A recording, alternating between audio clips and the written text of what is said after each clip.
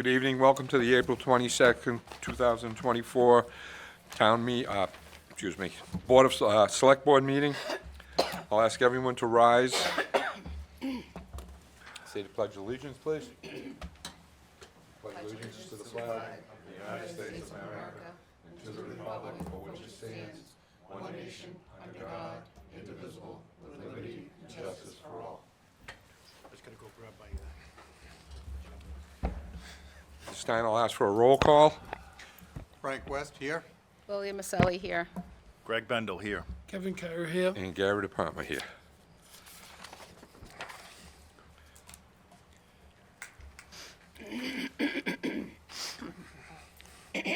Have a motion to accept the transmission of treasury warrants, So moved. 2441, 2441W, 2441T, 2441S, 2442, 2442W, and 2442T. You have a total amount on that? Motion so moved. Second. Yeah, do you have an agenda? You can share. Do I have a motion to accept? How do you vote on something you don't have the total amount on? All those in favor?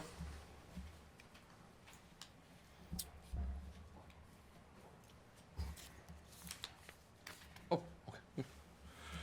Approved. Next will be the approval of minutes from our April 8th meeting. So moved. Second, but I just want to do a quick discussion. With On- discussion. On page 6, under salutes of service, it says Chair Bendel. Under salutes for service, probably should just be Member Bendel, or however we do it.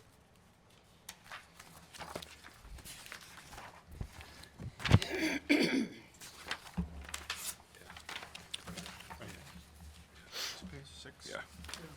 Numbers are up top. Having been chair, Selectman Bendel is just fine, thank you.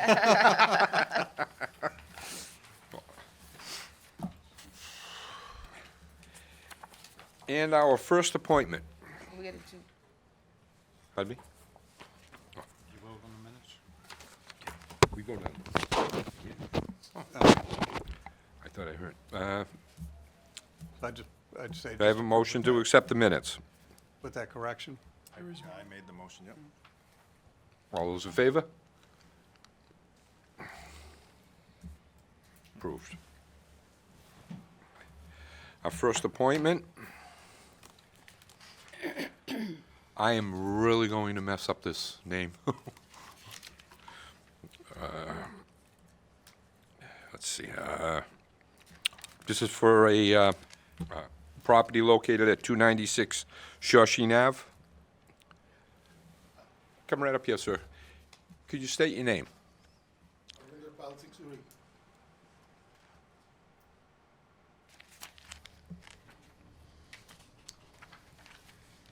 Is this a hearing? This is.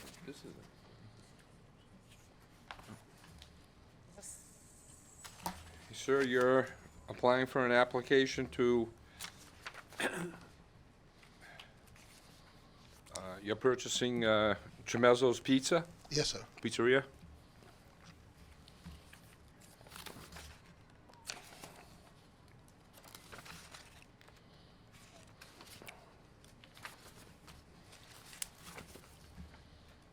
Mr. Chair, we do have a positive, the building department and the Board of Health have no issues with this application for the victuals license for Tremezzo's on Shawshene Street. Well, you are gonna be keeping it the same name, or? I changed it to Trezza, Trezza.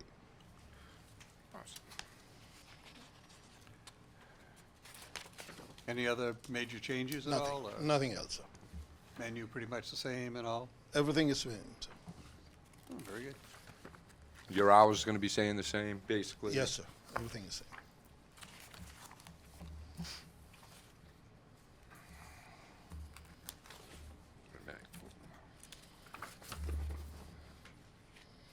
Insurance. I'll make a motion to approve. Second? All those in favor? Thank you very much and good luck. Thank you. Good luck to you. Congratulations. Welcome to Wilmington.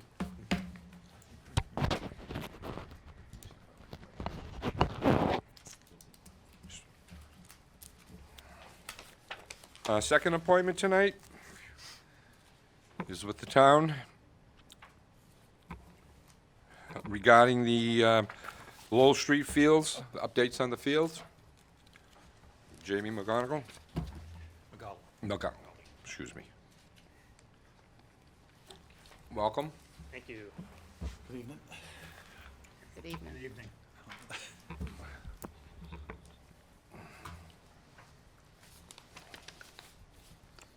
get set up here.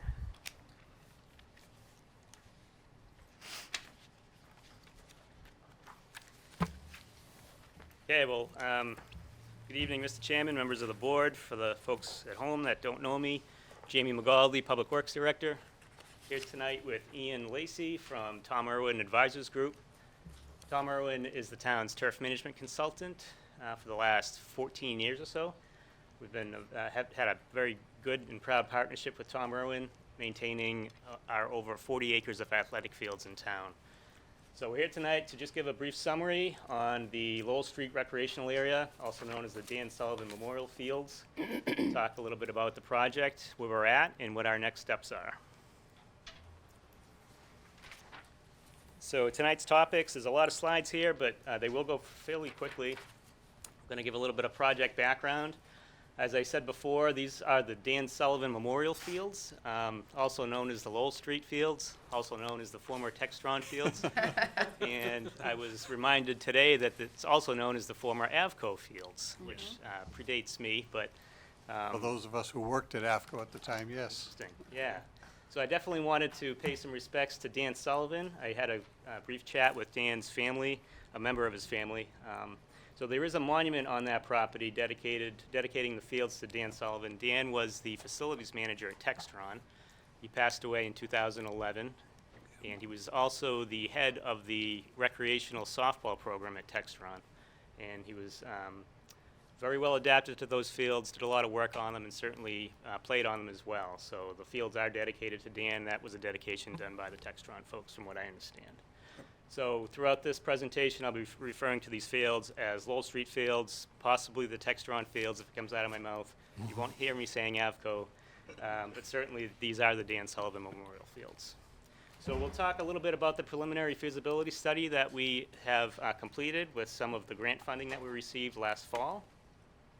And of that feasibility study, we'll be talking a little bit about the soils and drainage, which is probably the most important part of that study. The interviews that we've had with some of the stakeholders and youth groups around town to find out what they were actually looking for on the site.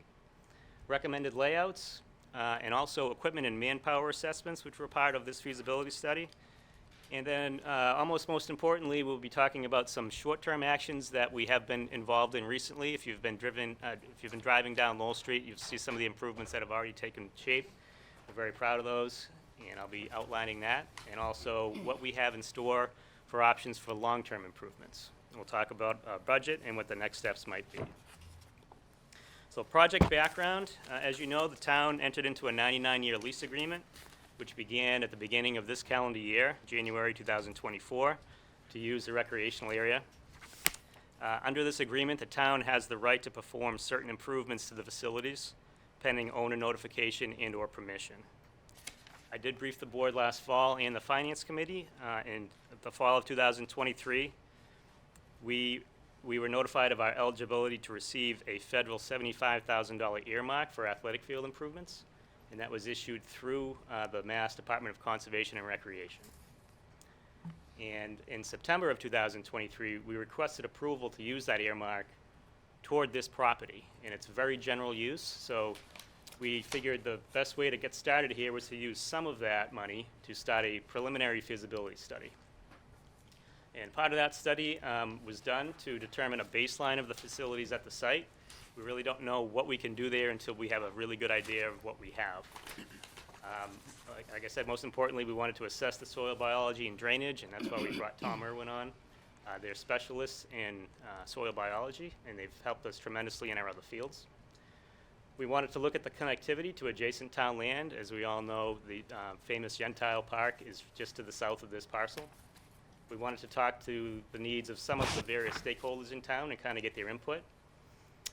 And we wanted to talk about conditions to support long-term suitability of the site for public use and help determine what the site needs to meet expectations for long-term use in town. As you know, we're very proud of our field network, and whatever we do out there, we want to make sure we do it correctly to make sure that we meet a certain bar that we've set for ourselves. So as I said, Ian's here representing Tom Irwin Advisors Group. And yeah, we've had a great partnership with Ian. Tom Irwin has been focusing on soil health, not just going out and applying fertilizers, but really looking at the soil, doing soil samples, finding out what our biology is on site, advising us on best management practices for turf, and also some cultural practices that we can do, such as aeration, when to do that, aeration or dethatching, and different sorts of labor that we can do in lieu of just strictly fertilizing the fields. It's been working out great. And so on the right here, you see the property from aerial view with the turf field at Yentile Park right behind it. So the site itself is about 5 acres total. 4 of those acres are the athletic fields, and we have about an acre's worth of 2 parking lots. And in the middle of those parking lots is an existing tennis court parcel. This is a recent aerial view of it, so you see this green square area is actually a synthetic carpet that was rolled out over 3 out of the 4 tennis courts on the property. Here's kind of a wider angle view showing its proximity to Yentile Park to the south. And Mr. Kyra, I believe, was the only one on the Yentile committee along with me at the time. When this was developed, we always had the idea that we would someday connect this parcel to the Lowell Street fields. And so that's why this loop exists. There is some upland located right here, which I'll show you in a future slide. So it really gives us a good opportunity to connect these 2 parks together. You'll see there's an existing softball field on the west side of the parcel, which is probably the most prominent softball field. The turf out here is relatively level. There is a nice backstop that's already here, some bleachers. And then you'll see evidence of a center softball field, which is overgrown, and then one on the far east side of the property. This side here is very wet. I'll go over that in a little bit more detail. And of course, 129 is just to the north, Lowell Street. This is a GIS layer of our existing resource areas on site. The yellow and green would represent wetland area. The blue, I believe, is the Maple Meadow Brook running through north to south. And so this just shows, whatever sort of major reconstruction we do out here would likely need to be permitted through the Conservation Office. Another shot of the property with Yentile. This image is actually spun around, so south is to the top of the page here, but you can see Yentile Park to the south.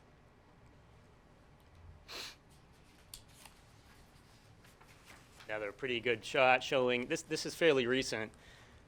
Before National Development gave us the lease, they actually had a Bobcat, a skid steer piece of equipment, go out and do some commercial grade mowing out here. So you'll see the horizontal lines here. That's what that was. You can see the existing backstop here. This is the western softball field.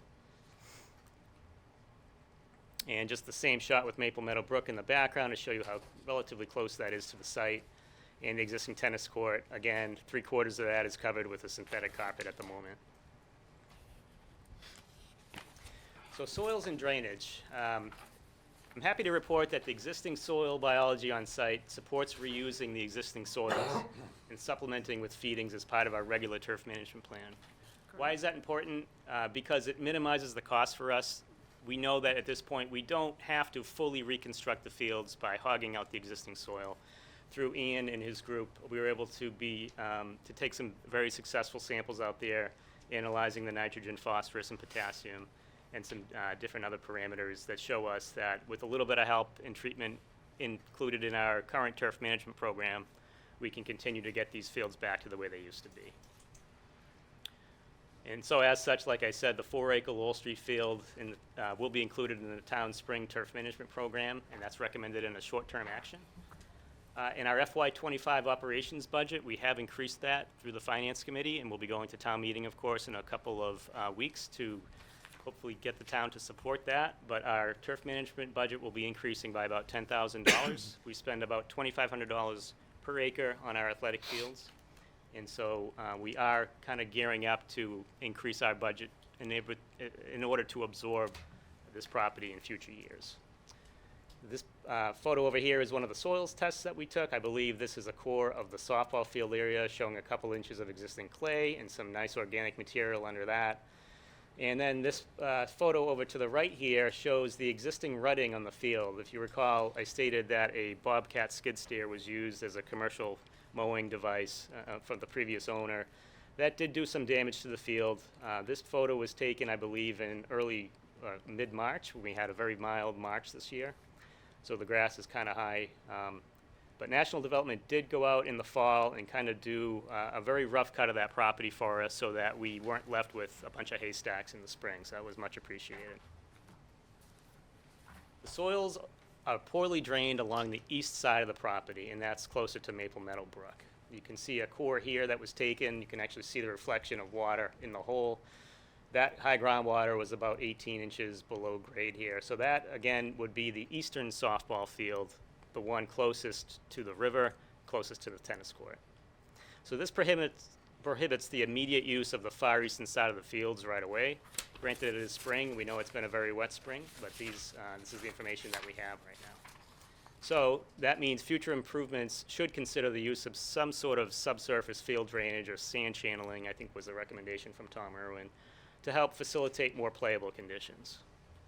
The good news is the vast majority of the rest of the site is fairly well drained. I mean, it is typically a wet parcel, but this spring, like I said, has been pretty wet. The majority of the field first drains to the center here. These are gradients that Tom Irwin provided for us using some equipment. And then at that point, it does slowly grade off to the east. Those wet soil samples were taken in this area here. In late March, we walked out here. It was very difficult for us even to just walk on this softball diamond. So very wet over here.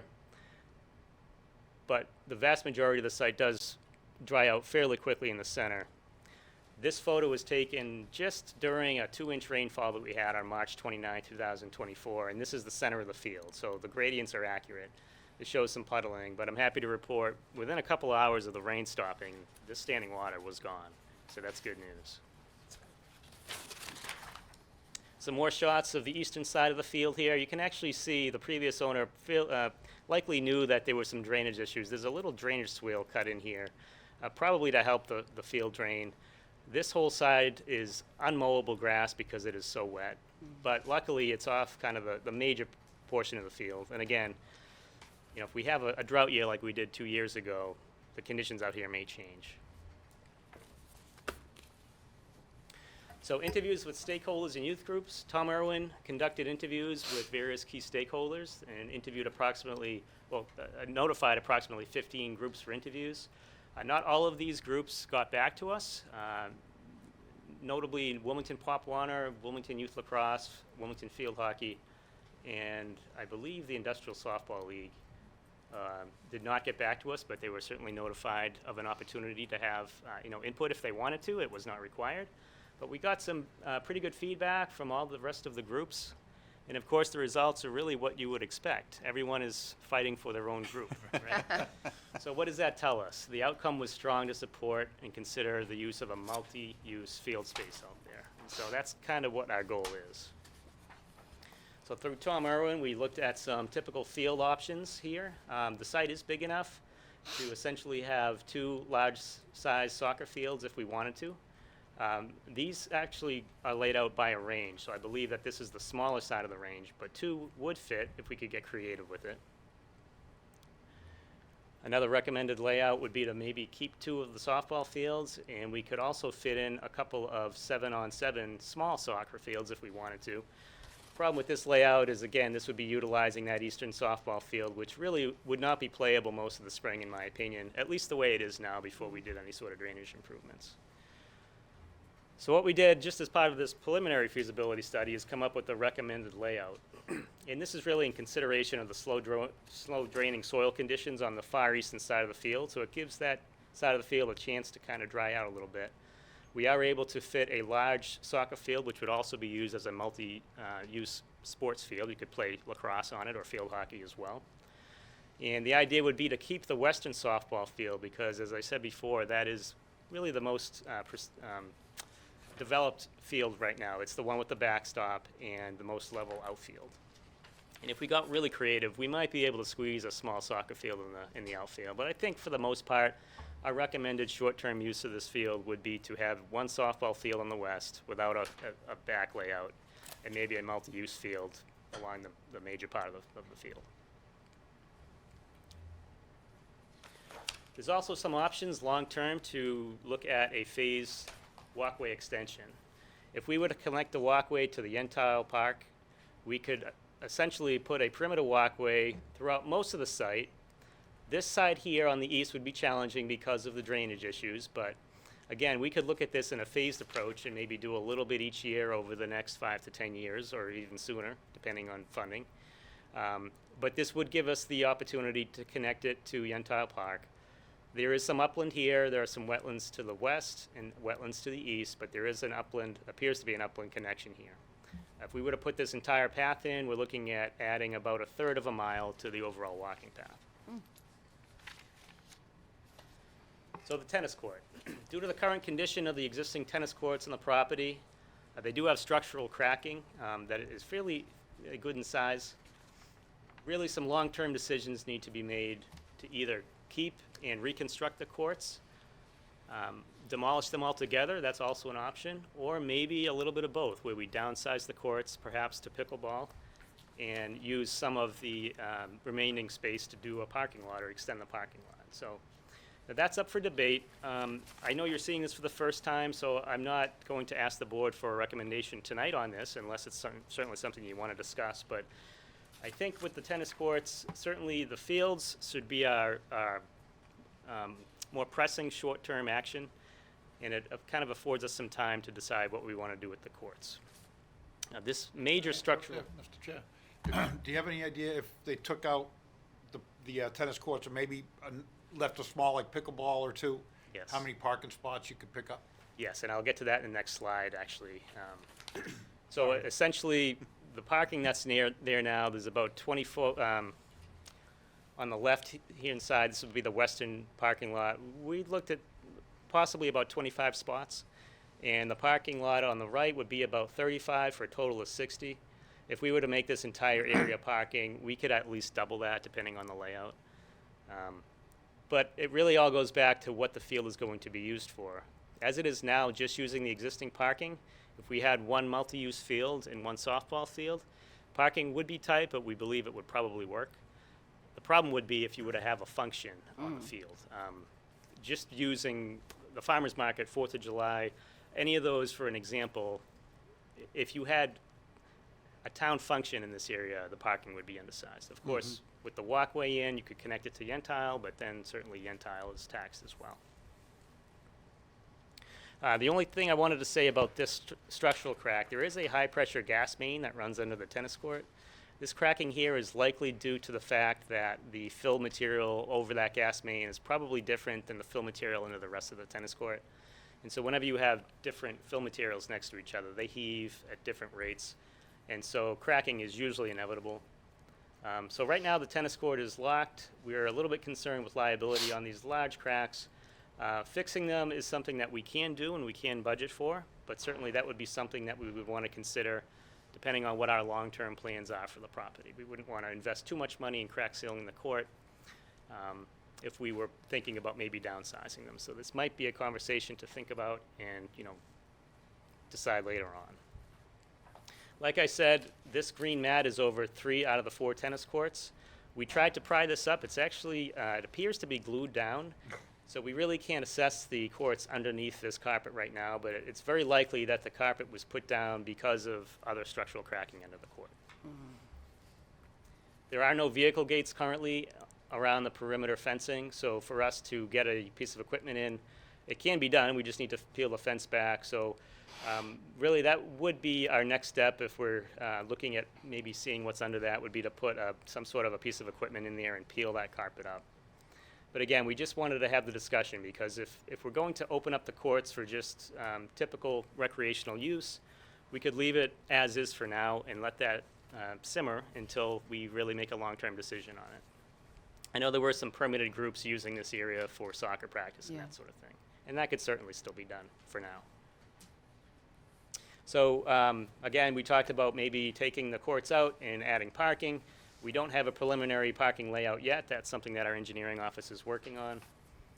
But with our lease agreement, any sort of major improvements, such as removing a court, would have to be, we have to actually get permission from the property owner in order to do that.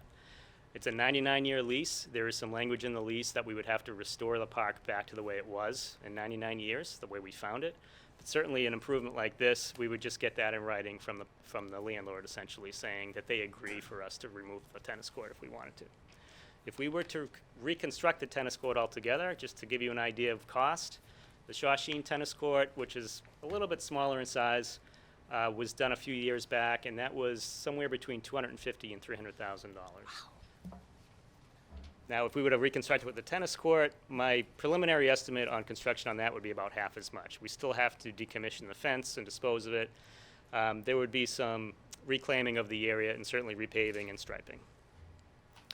The third option here would be to kind of have a little bit of both. We could downsize the courts into, say, pickleball, because the pickleball group did respond to our survey, and so we want to make sure that we haven't forgotten about them. I do have a count here somewhere. Existing pickleball courts in town.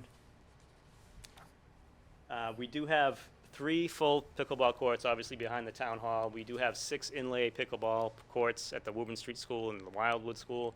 Those don't get used too often. And of course, we're getting 4 new ones at the senior center. So for just pickleball courts, that's a total of 7 dedicated pickleball courts. If we were to add 3 more, that would be 10. Tennis courts in town, we've got about 16. What do you have for basketball courts, Jamie? Because I'd almost consider a basketball court there as well. Yeah, we just added another one at the Shawsheen School. I'm not sure I have the basketball court count handy, but that is a very popular sport in town, which is why we added one at the Shawsheen. Seems like the basketball courts are always getting used. Yeah, crazy Yeah. busy, yeah. Yeah, for sure. So that is an option as well. Equipment and manpower assessment. Tom Urban Advisors provided an on-site assessment of our existing town-owned athletic equipment, currently in use by our Parks and Grounds Department. And that assessment was helpful in the inclusion of a 96-inch wing mower in our FY25 capital budget request. Of course, if you saw the meetings with the Finance Committee, they did grant us advanced purchase rights for $50,000 to get this piece of equipment in our current FY24 budget so that we could use it this spring on this particular parcel. And that is the actual mower that we bought, and it's working out great. More equipment and manpower assessment. This feasibility study was instrumental in helping us to support the inclusion of an 8th Parks and Grounds worker in our FY25 FY25 budget request. As discussed with the Finance Committee, the acquisition of this parcel, as well as the acquisition of the new senior center in Town Hall, added about 11 acres of additional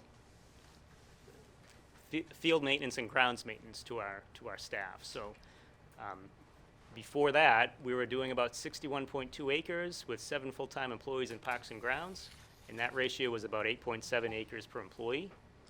So when you add 11 acres to that, our ratio was about up to 10.3 acres per employee, and of course our goal, whenever we're adding land, is to try to keep the same level of service. In order to do that, we were able to support an 8th Parks and Grounds worker in our FY25 budget request, which will be going to town meeting in May. This graphic was used at our Finance Committee presentation to just help justify the dollars here. So the first column is our current Parks and Grounds staffing, full-time salaries, about $500,000 annually. And the first column shows what it would cost us if we were to outsource the additional work created by the Lowell Street Fields. This does not include an assessment of the Town Hall or the Senior Center. It's just strictly looking at Lowell Street. And so many people think Parks and Grounds is strictly just grass cutting, and it's so much more than that. So we would definitely have to outsource some of the cutting and trimming out there for a total of about $9,800 per year. We would have to outsource the field lining and infield dragging, the field painting, the clay infield dragging as well, assuming about 24 weeks of that at about $10,000 a year. Outsourcing the turf management plan implementation, which includes 3 treatments per year, integrated pest management strategies and pest control. IPM is essentially the use of best management practices and cultural practices in lieu of strictly just fertilizing, so that's all included. Again, talking about aeration or compaction, rolling out some of the ruts is all an example of IPM. And also trash and litter pickup. Even if we were not to have barrels out there and continue with the carry and carry out service at Yentile Park, we still have to do litter patrol pickup because inevitably we do have trash at the park. So all told, that's a cost of about $538,000 per year. If we were to add the 8th man, we're looking at a cost of about $560,000 per year. So you say to yourself, well, 560 is greater than 538, so where's the savings here? The savings is actually this year we have an employee in the highway department that's retiring after 35 approximate years. And so due to some savings in salaries because of his longevity being reset back to a new employee, we do have about a $21,000 savings in salaries. So this year it makes a lot of sense to take advantage of that credit. So it is essentially, based on this analysis, cheaper to have the extra employee. And keep in mind, this assessment does not include any of the work that would be required of the senior center or the new town hall. And so that just kind of proves that point a little bit deeper too. So short-term actions, the feasibility study helps identify short-term and immediate recommendations to help the community make the best use of the property, while longer-term recommendations are being considered, planned, and phased as part of the town's 5-year capital plan. So in other words, we can get these fields practice playable in about a couple of weeks. We're about 2 weeks, 3 weeks away from doing that now. The regular mowing started out there in March, believe it or not, by just cleaning up the area, and we were able to take advantage of some good weather and get rid of some of that hay that was out there. We've already started to rehabilitate the Weston softball field that was started in March. If you drive by the park now, you'll see that that softball field is fairly prominent. We have attempted to roll out some of the major field ruts, and I'll show you in a couple of slides some photos of that. That's just about complete. We're already included in the fields in the spring turf management plan. Our fertilizer material has been ordered and I believe has been applied last week. One thing that we are waiting for is the installation of new ball netting along the Lowell Street side of the property opposite the Western softball field. If you recall, there was some ball netting there when National Development had it. That is no longer there, so we had to order some new netting. And then while this is all cooking, we're beginning advanced concept design and master planning engineering resource area permitting. So right now we're looking at exploring with some engineering companies to bring them in for kind of the next phase of the feasibility study, which would be a master plan of the property to help us plan longer term items in the 5-year capital. So this is just a couple of photos of our short-term actions in progress. These photos were actually taken in March, believe it or not. It looks like April, but it was March. We did some string trimming and some preliminary mowing out there during some good days. This was the Weston softball field that we had a chance to rehabilitate some of the clay. The clay thickness out there was rather shallow, so we do have to bring in some new clay, which we are in the process of doing now. But all of a sudden, it's turning back into a softball field. This is a great slide, one of my favorites. Before aeration and rolling on the left, you can see the rutting that was left behind by the previous owner. Some of these ruts, we just weren't comfortable putting kids on this field yet. There'd be a lot of ankles being rolled. So the photo on the right was taken about 2 weeks ago. This is after a deep tine aeration and a field rut rolling. And what a difference. Yeah. It's starting to look like an actual multi-purpose field. And all this was actually done with in-house forces. So longer term actions, one of the things that we would be looking for in the long-term capital plan would be some funding to help extend the walkway from Yentiles. That would have to be permitted as well. We would be looking to eventually install some field irrigation. This property, to our knowledge, does not have irrigation on site. And that would be a very large system to the tune of about $120,000 to $150,000. So that would be a phased capital improvement request. We would be looking at some field rehabilitation by sand channeling or some other drainage solutions, approximately $180,000 or so. Again, the walkway around the site perimeter, which is already, that cost is pending. And some phased fencing improvements. The fencing around the site is in fairly decent shape. It's fairly old, but it serves its purpose. It doesn't look shiny and new, but it also doesn't need to be corrected in most spots right away. But that could be phased in as a long-term improvement. And of course, the consideration for tennis court reconstruction or parking expansion. Leftover funding from the earmark, in addition to $50,000 that we are proposing in our FY25 capital funding, will be used toward identified short-term actions, advanced feasibility study, and project design and permitting, and to potentially begin some phased construction improvements out there over the next year or two. The study will also help guide future long-term capital investments in the property through our 5-year plan. And currently, as placeholders in our FY26 and FY27 capital plan, we have placeholders of $200,000 in each year. So essentially, we don't have to do everything overnight. Our goal was to try to get the property practice playable over the next couple of months. We're well ahead of schedule with that. And as soon as that ball netting comes in, I would recommend that we open the fields to practice use. We just want to try to protect Wall Street from a couple of stray home runs. If you can hit it out of the park, then God bless you, because I certainly can't. But we'd like to have the net up anyway. Be a shot. Yeah. Yeah. So as I said, we recommend moving forward with exploring engineering services for advanced master planning and permitting. And again, that's why we're asking for the $50,000 at the FY25 town meeting. Once concept options are completed, a phased priority of long-term improvements will be established, which will set the framework of long-term future capital investments. And like I said, while this work is being done, we can get the field in playable condition. That'll include finishing the grading of the Weston softball field, continuing to roll out the ruts, although I believe most of that is done, continuing with our turf management plan out there, and installing the ball netting. So essentially, that's what's going on at the Lowell Street Dan Sullivan Field. So I'd be more than happy to answer any questions with Ian here, if you have them.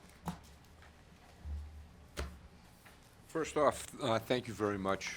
The presentation was very well formulated. Question I have is, and you've brought it up, and we have had discussions, parking.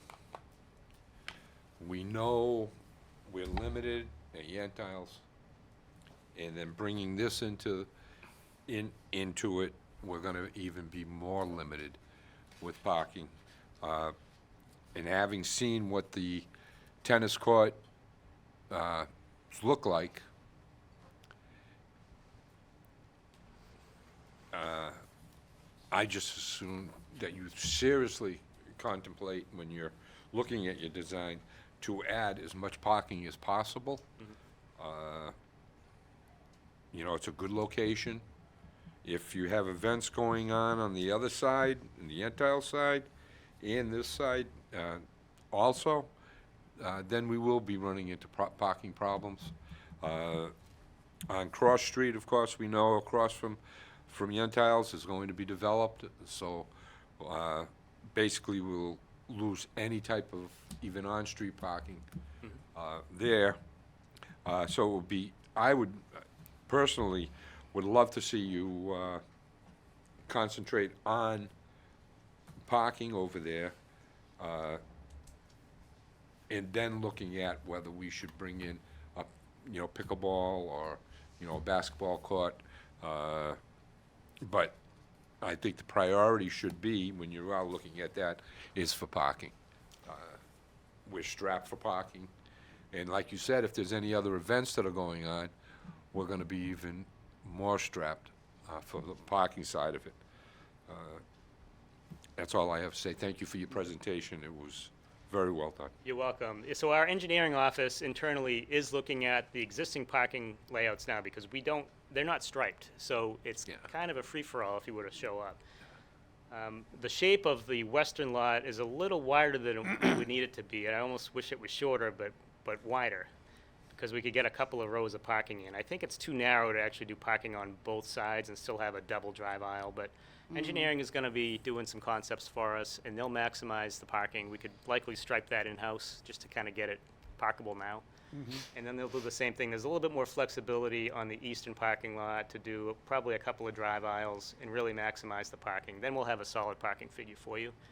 And my recommendation would be to let it sit and see what happens, you know, and if it's determined that we're really strapped, maybe that's more of a reason to look at downsizing or eliminating the tennis courts. Especially the cost of rebuilding those courts and everything else. Sure, and I would add, I just want to stress that if we are to decommission the courts, we would definitely need the full support of the landlord in order to do that. I don't see why that would be a problem with them, but again, that is how the lease is structured. Well, would have to wait and see a conversation with the new owners of the property. That's correct. But I understand that and I appreciate it, but still, the bottom line would be, I believe it's gonna be an active court, field, and, the issue will constantly be brought up is parking, parking, parking.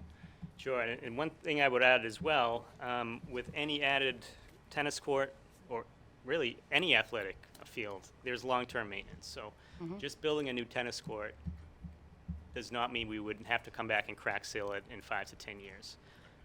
Quite often, almost every third year or so in our DPW budget, we're putting in for money to crack seal an existing tennis court, and that is just a recurring cost. That's about $30,000 to $40,000 every time we do that. So Are you planning any, lighting though? Lighting? there is no existing lighting there now, but if we were to keep the tennis court, lighting is potential. I believe there's a spotlight hanging on a utility pole here. It might just be to light one court, but certainly not commercial grade and not enough to light the whole park. That's something that the phased master plan engineering study would look at to determine what the cost of long-term lighting would be. And again, that's not something that we have to do right away. That could be something phased over the next 5 to 10 years. And then the other, I believe, main issue with this would be a walkover to Yentles. Yes.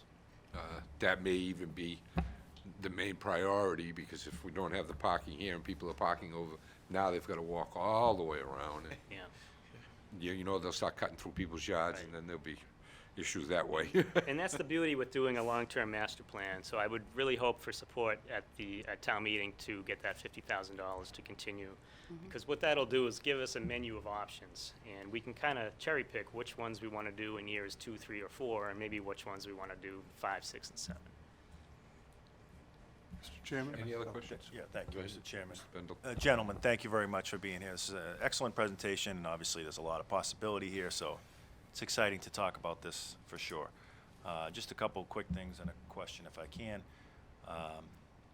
I too am excited about the pathway. I think that's definitely a priority, you know, that passive recreation where people could walk if Yep. they were there to see a ball game or whatever was going on, or just to stroll around would be nice. I think that's critical. As terms of what the use is, you know, I'm open to what the possibilities might bring. I wonder, you mentioned power, right? What do we have for power out there? And besides maybe just that one light you mentioned. Yeah, that's really all there is to my knowledge, but luckily we do have power on Lowell Street, so it wouldn't be too much of an effort to get a service line to be connected to the park long-term. Okay. One of the things that I'm thinking of is if we're going to open this up, you know, for town use, you know, I know that we have, and I believe there's an emergency call box at Yentl, right, Yes. if someone needed to call for help, or access to an AED, you know, that's the type of thing I'm thinking of, like for storage, or, you know, Sure. for lack of a better term, an emergency panic button, you know, if someone needed to call for an ambulance. I think that would be critical if that could be looked at. As far as the tennis courts, you know, I'm open to different ideas. You know, maybe there'll be a happy medium in terms of a little more parking. If the courts are downsized, you know, so certainly look forward to seeing what you come up with that. And then finally, I just wondered if you had considered, I appreciate reaching out to the groups. I wondered if you had considered reaching out and reconvening to get the opinion of the Yentl committee. You know, I know there was a lot of ideas that, you know, like any project, not everything got put in. And I wondered if they would want to weigh in. I'm not looking to sign anybody up for more work. But I know they had a lot, I mean, they, and you guys included, Yeah. were influential in making sure we have such a beautiful park. I'm sure that they might have some ideas. Yeah, that's a good idea. And in fact, when we're looking at proposals for the next phase of engineering, we were going to call Green International, who, of course, as you know, won the award for the design of Yentile. So I would kind of consider this as Yentile Plan B. So Danielle Spicer, who was the PM over there, is still employed with Green, and I would expect that she would be instrumental in helping us plan the new phase.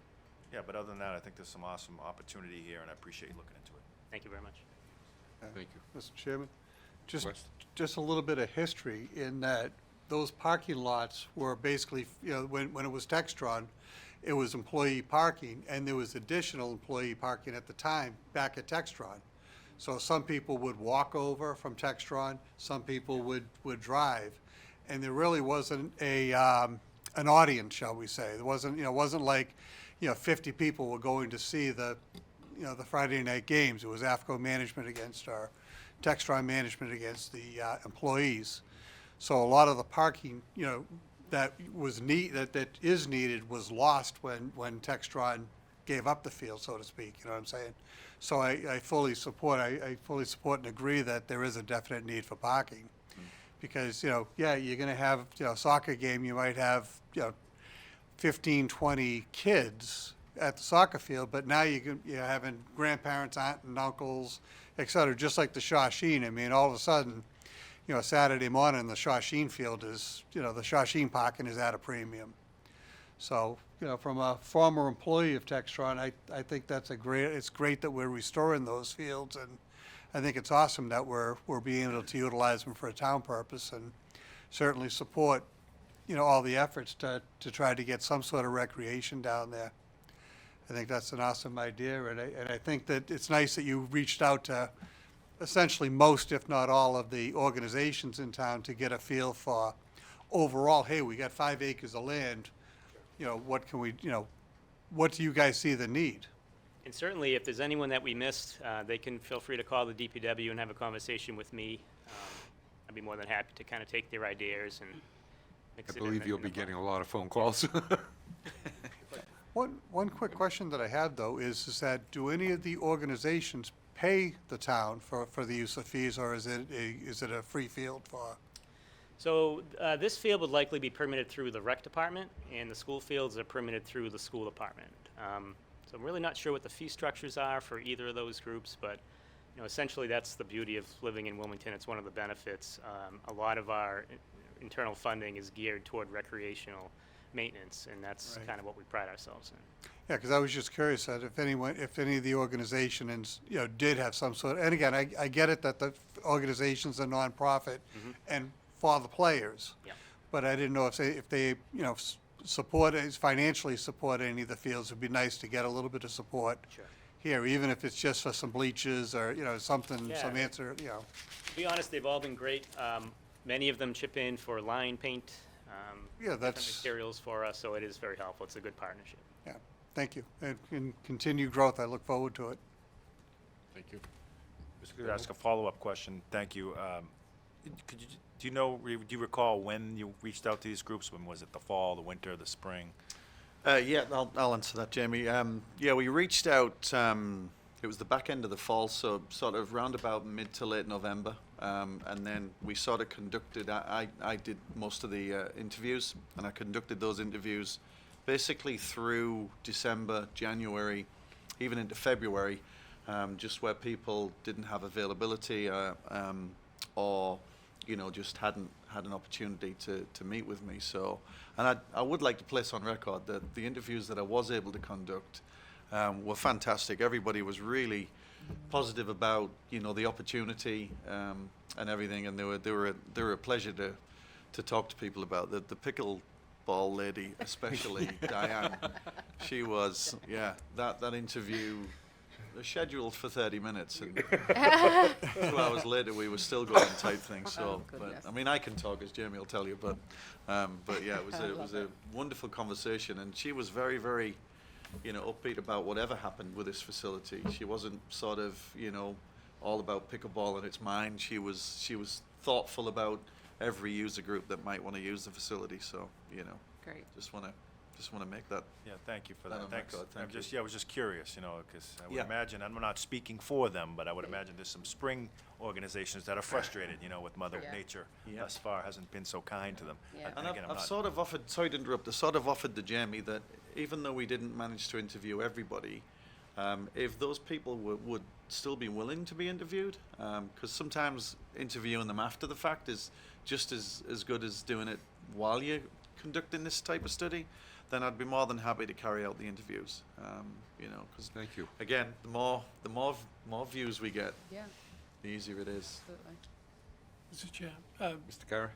thank you for your presentation. It was excellent, and I'm sure that Jamie and I would be willing to restart that yen tile as long as Judy O'Connell is the chairperson for it.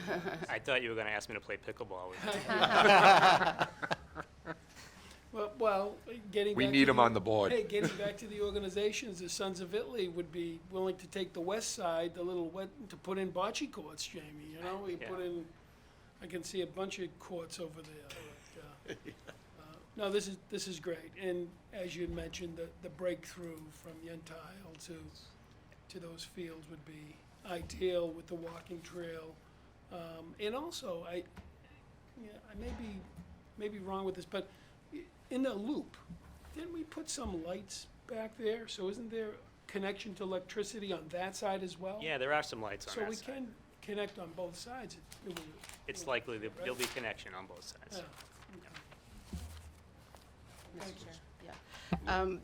Great presentation, very thorough, I appreciate it. I'm excited that, you know, this is going to be revitalized and available to the town. Only question I had was the entrance off of Lowell Street into either of the parking lots, are those entrances wide enough? They're wide enough for two-way traffic right They now. are, So, okay. yeah, you can I kind of just can't see it. recall in driving by. So here it is Haven't been there here, in and ages, here's yeah. the size of a car, if you can kind of envision Oh, it. yeah, okay. Yeah, they look like about 20 feet wide or So it so. would be, okay, Yep. So I think the existing curb cuts are okay to get the field practice playable now. yeah, I don't think there'd be any problem once we don't even have to stripe it yet to get people just to kind of start Sure. practicing. And the fact is, people were using it before without any Yeah. sort of stall striping, but And- I think there's no safety issue. and then my other question, which I don't know what you can do about the geese. Yeah. Because the geese love this field, as you know. Yeah. They love a lot of fields in Wilmington, but this one in particular. Is there a safe, you know, remediation for that? Yeah, we've been very successful with Chris Sullivan, our animal control officer. You know, if we start noticing a problem with geese, we'll call Yeah. him, and he has some mechanical means to kind of chase them away. Okay, yeah. And then they kind of grow tired of seeing him, so they move Yeah. on. It's definitely gotten better over the years, there's no question. But I remember a few years back, oh my, you couldn't even, Sure. I mean, my kids were little, then we would go, they'd have soccer practice there, and I mean, you know, the droppings were everywhere. Talking to some of the other towns, they wish they had geese because that would mean they have green grass. Yeah, fertilizer, right. As I said, I owe that to Ian and his group, Yeah. Tom Irwin, because we've been very successful with our fields. Yeah. Don't No, this is some- great, this is all good news. Yeah, Don't some places put the fake coyotes out there? Yeah. I'm sure you probably get a ton of calls. We got Yep. coyotes in We the do. park, but Yeah, we have a couple decoys, and we do get calls from people driving by thinking they're real. Oh, right, So it's fooling the people and the geese at the same Yeah, time. that's funny. But, yeah, so there's a few different mechanical means that we can use. Good. And one more question, probably more for the town manager, is permitting for the field, is that going through the recreation It is. department at this It point in is. time? Okay. So if people would call them for that. correct. Great. And if I may, Mr. Chair, the Dan Sullivan, the gentleman that this field is named in honor of, was an amazing man, and I was honored to call him my friend, but he did so much for this town, and he was very instrumental in getting the funding for the crosses in the Veterans Lot. Oh, He got a lot of money that he was very instrumental in getting when we changed the crosses in the Veterans Lot. And Jamie, again, the presentation was unbelievable. Yeah. Seeing work from this side, it's amazing that you can put something like this together with all the other chores you do every day. So I appreciate you putting this, Yeah, a lot of it's information and Thank very you. good stuff. Thank you. I thank you. Okay. Keep us posted. Will do. It's Mr. Chairman, gonna be fun. Mr. De Palma, would you take any suggestions from the audience? Just a couple, no, just a couple, because we're limited in time. Okay, I just wanted to share some thoughts and suggestions about the You field. want to get up and,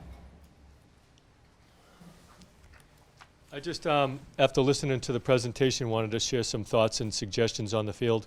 As you know, we have some water projects coming up, water main construction, and one of the things that was kind of disturbing to me tonight was to hear that the water table is only down 18 inches and seeing the puddles that are on the field. And so it seems like we're talking about restoring the field, but yet we're not trying to improve it so that we eradicate these problems. And my suggestion to save the town money is to see if we could sublet this area out to the construction companies as a laydown yard for their water projects and have them actually fund the walking trail, elevate the whole area with gravel so that it's not such a high water table. And I would like to see if the board would reach out to find out if that can happen. Because working in construction and on various projects, it's essential that the magnitude of the projects that are coming up need a laydown yard. And I think in terms of lighting, in terms of drainage, walkways, all of that, if we could have somebody else foot that bill, I think that would be something to take a look at. And the last thing I wanted to mention was we have retirement contributions of like $14 million, and health, that was over 9 million, 9.4 that million. has nothing to do with this, Um, sir. Thank part you of very the- much. part of That's the- it. Thank you very much, part of the sir. thing You was can hiring somebody. Comments later on. Thank you. Again, Jamie, thank you very much. It was interesting. Thank you, gentlemen. Thank you all. Appreciate it. Have a good night. Look forward to hearing Okay. from you. Thank you. Good night. Good night. Good night now.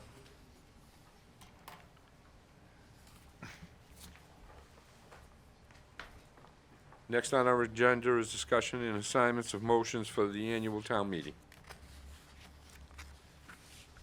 Thank you, Mr. Chair. In preparation for the annual town meeting, below is a proposed assignment of warrant articles for your consideration. Excuse me. The assignments can be reviewed at your meeting on April 22nd today, and changes proposed at the meeting will be incorporated into the motion book, which we will be distributing now. Would you like me to start? Sure. Okay, town election, dispense with reading of the warrant. Gary DePalma. Chairman, if you'll allow it, I'll make a motion that we approve this proposal. I'll second that. All those in favor? Approved. Thank you.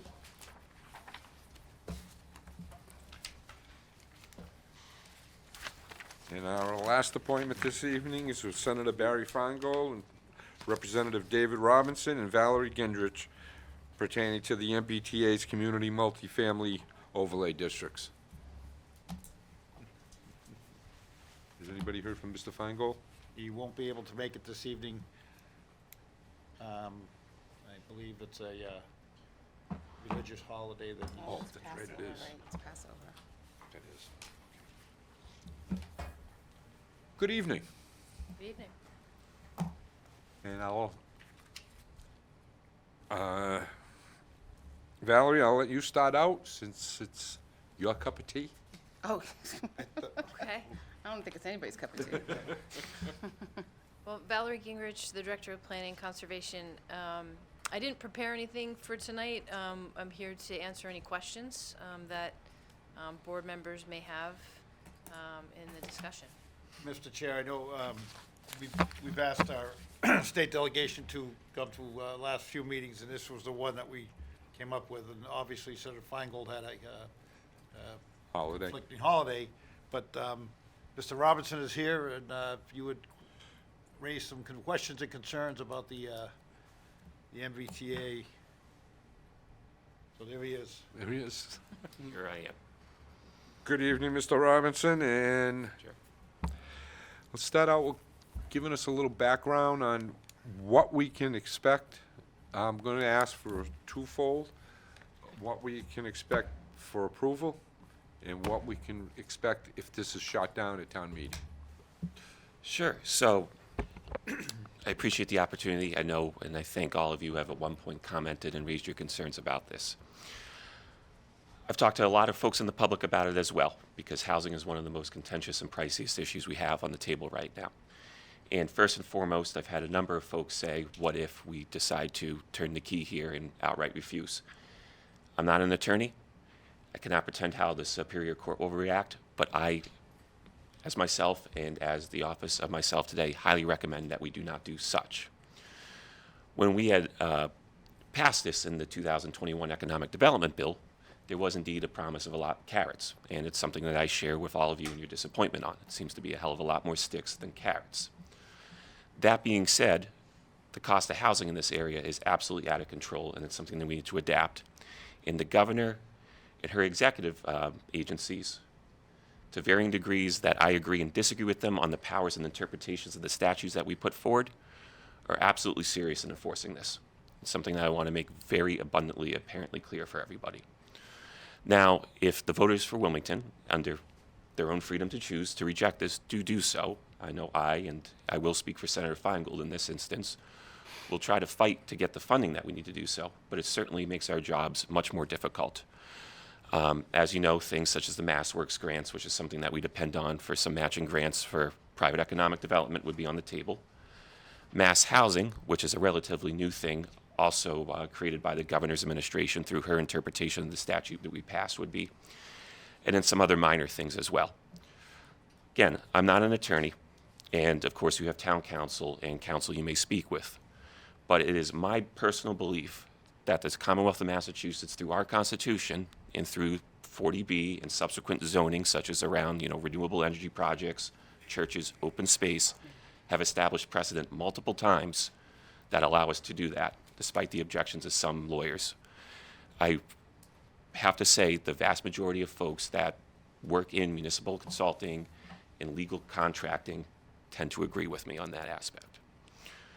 So, and I'm sorry, may you repeat the first part there? I know that was the second part. That was the benefits to us, the pros and cons, basically. the pros is that, to give you a bit of an example, and I wanted to give you exact numbers, and these come from either the Federal Reserve Economic Data Set, which you can look, which is collected by the folks right there in Boston, a few of them from Valerie and your various other local officials in that. In the last year, we had a 9% increase in just the general cost of any living quarters, mostly single-family housing, as that's the majority of Wilmington's property. Over the last 5 years, it's 40%, and over the last 10 years, it's 90%. The pros is that we zone. It's not a mandatory build, so we have the opportunity to actually try to retain the folks in my age gap. I'm sure you probably saw CBS and WBZ and WBUR put out. It's not quite my generation, but they're saying 1 in 4 and going up to 1 in 3 of our population in Massachusetts is looking to move out of state in the next 5 years. We're about mid for tax burden right now. Our energy cost is through the roof, but that's not something I can particularly do. But the cost of housing is causing us to bleed our young population. It's also creating an issue where you can see structurally there's not places for older folks who now have had their children leave the nest, so to speak, downsize. That's our pros. It's basically unfreezing and unclogging our housing market in the Metro Boston region. Now, I tend to think that the urban areas and those with more MBTA access than us, such as light rail and rapid bus transit, should be picking up more of it. But this is what's set before us by EOHLC, and for those of folks at home, that used to be our Department of Community and Housing Development. It's their new fancy acronym. And our net goal here is to try to retain some of the talent that you all raised and sent through schools and paid for through the previous decades, so when it's time to retire, we don't have another slump that Massachusetts saw through the 60s and 70s, which is sadly kind of where we would go if the population doesn't keep up. It's evident in other states, it's very evident in other countries. Japan has the famous lost decade, which was due to rapidly increasing housing costs, which caused the child replacement rate to plummet. And hell, I would like to live here one day. So anything to do to help mitigate those costs is the positive. Questions? I'll start, please. Good evening. Thank you for being here. I just want to simplify it, just for those that are watching. So, I mean, I know on this board, and Val knows that none of us here were, happy about this, and I think that's the consensus in any town or city affected by it. So basically, if the town of Wilmington residents shoot this down, we're going to get sued, and most likely, I know you're not an attorney, you can't, I'm Sure, just saying, but sure. the town will get sued, and most likely in the end be forced to do this, and we're gonna lose grants, and there's a lot of negativity. And this is speculation, though, as best as I can for my position. Absolutely. I think Milton and some of the early objectors Yeah. were an example. Yeah, And for sure. I don't particularly, I'm not going to say it's not possible, but I think given the number of towns which have objections to this, and again, there's many valid ones, Yeah. which we'll explore, I'm sure, as your questions come up. I don't believe the Attorney General would go in the lawsuit that most people think at home, where they're going to be putting a padlock on Town Hall and Right, selling it right. off as an auction. Yeah, But yeah. I do think at first they'll probably do things such as with our competitive grants, such as MassWorks, it's one of the most competitive ones. Money. Well, I think first it will be the preferences of sorts. And then from then on out, as if we don't adapt it. If you look in the statutes, there's two compliance. There's one when we actually have passed it and it's been accepted by EOHLC. And then they have, and forgive me, you might remember the exact, but it's more of an imminent or work in progress compliance of sorts. And as long as our overtures are positive, I believe that we are sheltered to some extent. One of the things that you all raised, and I believe is one of the most valid points that I have brought up to my fellow colleagues, is that Wilmington was ahead of the curve when it came to developing around train stations. Whether it's Princeton Properties down the street or Metro, we were ahead of that. And Ms. Gingrich, in her due diligence and professionalism, ever attempt, brought up a potential issue with our overlay, potentially, right, bringing those into compliance and Right. thus shooting ourselves in the foot. That's a very valid thing that we're trying to get baked into future laws in order to allow us to do so. And I think that if we show and demonstrate that, well, hell, we were ahead of the curve on this, and we already have constructed some of the units at the density within the requirements as such, and we're going through that process, we would not be at high risk as opposed to someone outright. I don't believe Natick is objecting again, but I know, for example, due to their just sheer permutation of ledge underneath, had big concerns about the sewer project. I kind of paid a little bit of attention to that to try to gauge the governor's administration reaction to it, and they're more understanding than I initially feared. That being said, one of my biggest objections has been, again, it's just a bunch of sticks thus far, especially particularly coming from our Attorney General's office. Again, my personal opinion, and some of the legislation and the amendments I've signed on since this has come out and they've begun clarifying their positions and their threats, has been moving back away from that. I personally think the Attorney General and them are beginning to overstep their boundary versus what the legislature authorized, but we're also to blame. Us as a legislature could easily have curtailed and try to pull some of that in. So we're doing that right now. So I apologize. I wish I could give you a more concrete or even a percentage between 0 and 100 of what I think our risk of actually having a lawsuit dropped on us. Right. I think it's relatively low at the moment because despite the objections and everything, we are working towards it. So then, but at a minimum, we're gonna lose grants. At a minute- We'll lose all the grant money, whatever that figure is today that we've been getting, that goes away. For certain select ones, Yeah. correct. And for the folks watching at home, things like our Chapter 90 road reimbursements and our school funding and special needs Right. are not subject.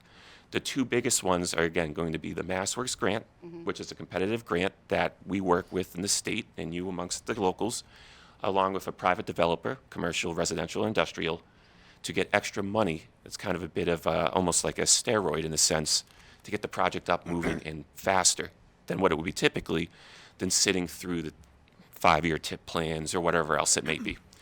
The other one is mass housing, which, as I clarified to the governor's office, found quite ironic that the mass housing grant would be placed at risk for housing, but that's another one she's chosen. A few of the other minor ones, have to do with kind of field reclamation, brownfield reclamation, which in our case, I don't believe would have as large of an impact as, say, on Olin Chemical. Primarily, that's under EPA oversight. But it's 100,000 here, 500,000 there. That does add up over time, and it's one of those larger sources of money where I can assemble, along with other states, and direct earmarks to your town that would be more difficult for me. So it would make my job a lot more difficult from day to day, depending on how long we went this, yes. Right. And as you had mentioned, if it does pass, again, it doesn't mean that we're going to build in these places. It's just that we have to present these areas that could be zoned for that. Correct. And I'm sure a lot of folks, including that on the board, could technically argue, but this process, while the zoning is absolutely strict, we retain a lot more of our protections than we would than if we underwent 40B's requirement. Our local bylaws, our objections, and what have you are still valid.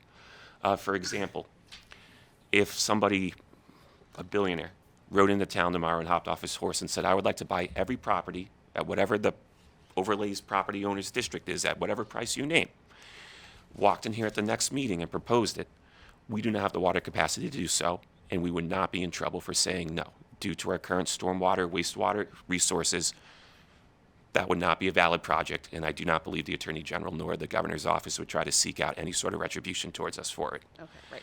Which is a good point, because then if it did pass, we have this overlay, someone comes in to want to build within this overlay, it still has to go through all the regular processes, and it doesn't automatically get approved. Is that correct? That's right. The way that we wrote the zoning was that it's an as-of-right use, so you're allowed to do multifamily, but you still have to go through the site plan review process with the planning board, and they're going to look at stormwater, they're going to look at, water infrastructure, traffic, look at all of those things. Now, the board can't deny the project, but they can put reasonable conditions on the project. So, for instance, you developer, you need to pay to hook up to, the water supply, or let's say a pump station needs to be upgraded for their project, that type of thing.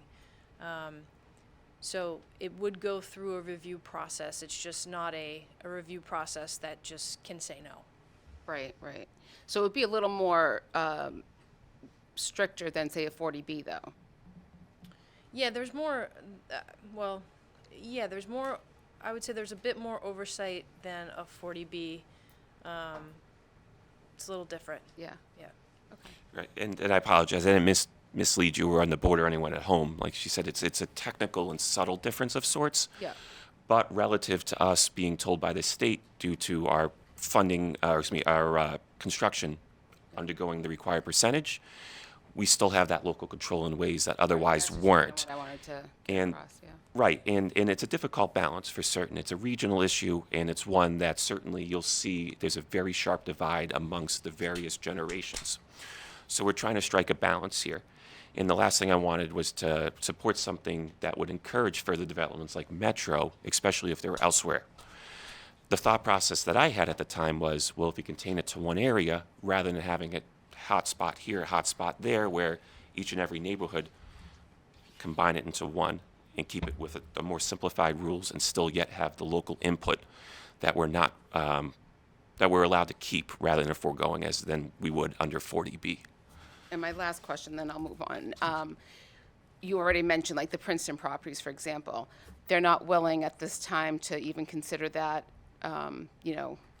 as, part of the overlay, just because it's, going to be built. So I commend you. You were forward thinking in that. I have sent a request, and there were 3 amendments on this current budget process right now that are to change the outside section, but that changed our general statutes. One of them, and it is one proposed by our neighbor, Brad Jones, 734, grants the inclusion of construction in the last 5 years or approval. And I think it's a positive thing, and it's exactly what is here. I'm going to discuss with him about further amending it to see if I can include Metro, simply because, again, this community was forward-thinking in that sense, much more so than others. And I feel like I would like to include those without accidentally bringing them into compliancy and losing them as an affordable housing unit currently on. I'm not sure how willing he would be. It seems right now it's a majority of us more centrist Dems joining with some of our more Republican counterparts across the aisle. But you can definitely see it's more of a, rather than party, a geographical thing. And a lot of our folks in our neck of the woods are supporting this at this moment. So it's already being proposed, and in the next 3 days I'll see how it goes. But I'm very hopeful that it gets included, though I know it's going to have some pushback. Yeah. Okay, thank you. Valerie, I think you might have a Yeah, so- comment? Sure, so for the overlay that we're proposing, we did look at the area where Princeton has the approved development. It turned out that, because we have to have half of the district within half a mile of the train station. Yep. So it turned out that Main Street, was a more popular area, for that portion than the area around North Wilmington. So we didn't include that area in the district. The district that's being proposed does include Metro. Yeah. We did write the zoning so that, Metro as it currently exists, it would be non-conforming. It's too tall. So, we don't risk losing, the affordability there. But we kind of grab that land area that's already multifamily. So we're allowing it now to be multifamily. Well, it already is. So it's, right. you know, it's kind of just matching up to what already exists. So we did grab that area and then the rest of Main Street, up to, that side, well, you know the district, but up, Yeah. that side of Main Street up to the Hyundai dealership. Thank you. Any other questions? Go ahead. Mr. Chairman, thank you. Valerie, thank you for being here. Representative, thank you for being here, both of you. Valerie, if I can, I know that you've really worked really hard, you and your department, on this, and it's been maybe a year, 2 years now, how long it's been, but you've worked well with the cards you've been dealt. If you could add to guess, how many times has this kind of changed as it's evolved? I mean, I know you've come before us a couple of I know, times, right? and I'm leading to a point here, but I'm just trying to see if you could guess, how many times have you opened up the email or the mailbox to find out that there's been another change? Well, we had some changes that came out with the guidelines, a couple of those, and then we had, you know, when we were proposing things, Last it was, as this went along, it sort of unfurled and new layers, you know, came about. And now that some folks are approving districts and getting them approved, we're seeing the pitfalls. And so it's constant. We're constantly learning, and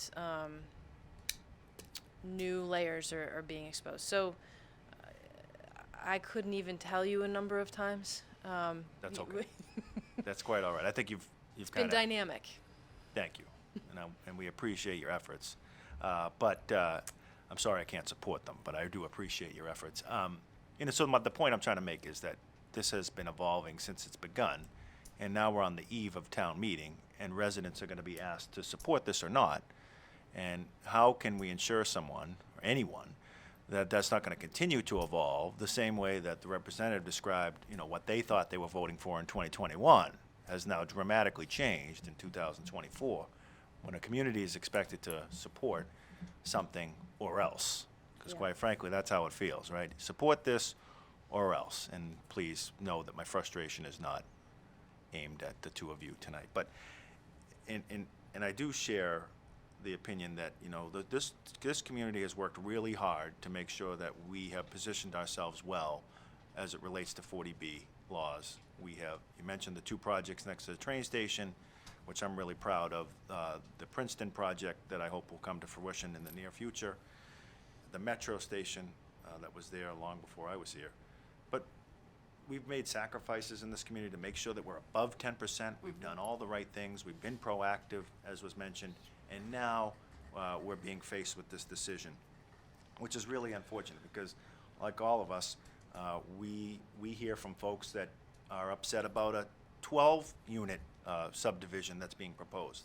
Now we're being faced with the possibility of a 1,200 units. Now I know that we're being asked to set up an overlay with some lines on a map, but we all know that in the future, 10 years from now, that could be 1,200 units. That may be more, could be less. But that seems like a lot for a community that really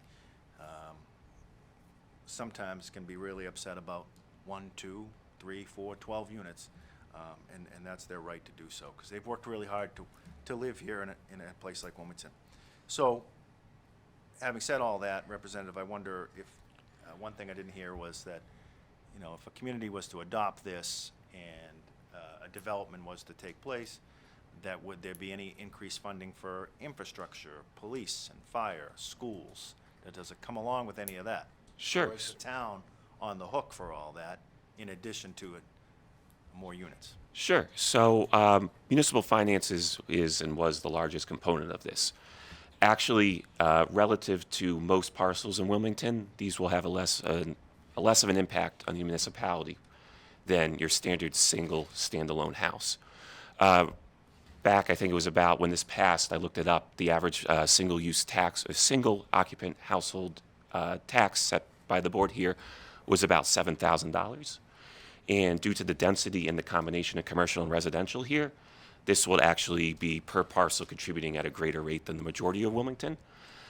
It's for the reason actually that you were, when the lead up to the question, as you know, I've been quite vocal about opposition on some of these more dense developments because I feel like they're in neighborhoods which have the single, whether full, half, three-quarter acre, what have you, character that folks saved up for decades and years. You know, they paid off a 30-year mortgage and they don't want that coming to their neighborhood. Hence why when this was proposed to consolidate it into one smaller district around and I live across from the train station, I've lost 3 picture frames of the train, around an already busy area, both in terms of pedestrian, railroad, and road traffic, I figured that's the best way to keep Wilmington available, but protect the character of the neighborhoods outlying elsewhere. It wasn't directly us at the time, but another major thing that was going off in the back of my head when this legislation was presented was the 40B issue that Tewksbury was having at the time, which was where we were going to put it. And it started to go into the neighborhoods that, again, like here in Wilmington, folks are looking to collect. Most of the things, such as our special needs circuit breaker, Chapter 90 funds done by mileage and per capita and vehicle miles, Chapter 70 education reform and such, are done by per capita reimbursement, which, as we know, our schools are struggling to retain, right? We're down year over year. So I'm not going to tell you exactly because it depends on whether the child's an English language learner and an IEP of 504 or what we have. But the money that follows the student would no longer as our enrollment continues. I understand you are the stewards of our town's finances. It's one of your top concerns. You've always been vocal about it. You've always voted to protect the residents, especially with the commercial property shift. And yes, there'll be some growing pains. My concerns primarily are the construction of any infrastructure going to these, because most of the projections for these type of units going thereafter, they'll be as sustainable or more sustainable than most of the development that we have currently, with the exceptions of things like Pepsi or large-scale industry, which, you know, are their own separate, unique. But as for folks that travel to and from their job in Wilmington or another community and lay their head, these buildings will probably contribute more overall, almost guaranteed at that aspect. Again, you know, I live at number 7 Middlesex. I have one neighbor, my unit, and we're over 2 commercial units, and that's on a quarter acre. So there's 4 sources that you get through my landlord for those units, rather than just one standalone house that's similar on the property parcel further up Main Street. You know, for example, I know your paving costs and traffic construction costs are different than the state, but all in all, what we're looking for next year when we start working and finish that segment of 38 is going to be $20 million some odd dollars, give or take, around that aspect.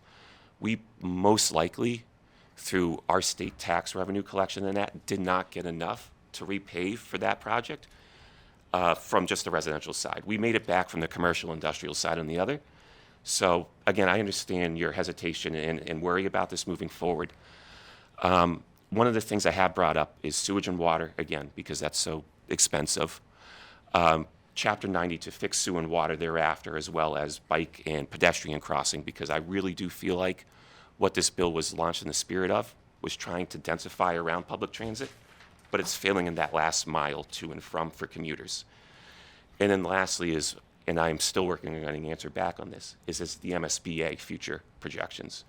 Again, our school system right now has slightly decreasing enrollment, but if we were to build this, and if Massachusetts was to continue being successful and our population increased, I want to know that and ensure that constructing an extra wing on a school that we might have approved, you know, 5, 10, 15 years ago, that will get priority over it versus someone further out west. Because the MSBA does share the entire state, but the entire state is not sharing the burden of the MBTA community's overlay. So those are my 3 biggest ones. Thank you, and I don't want to dominate the time here, but, you know, I think it's also important to note that, you know, when we go as a group and vote next Saturday, we're doing it as individuals. This board is not taking any action on this, but, you know, certainly everyone here is welcome to vote their conscience. And I think, just if I had to guess, that there will be communities who vote this down.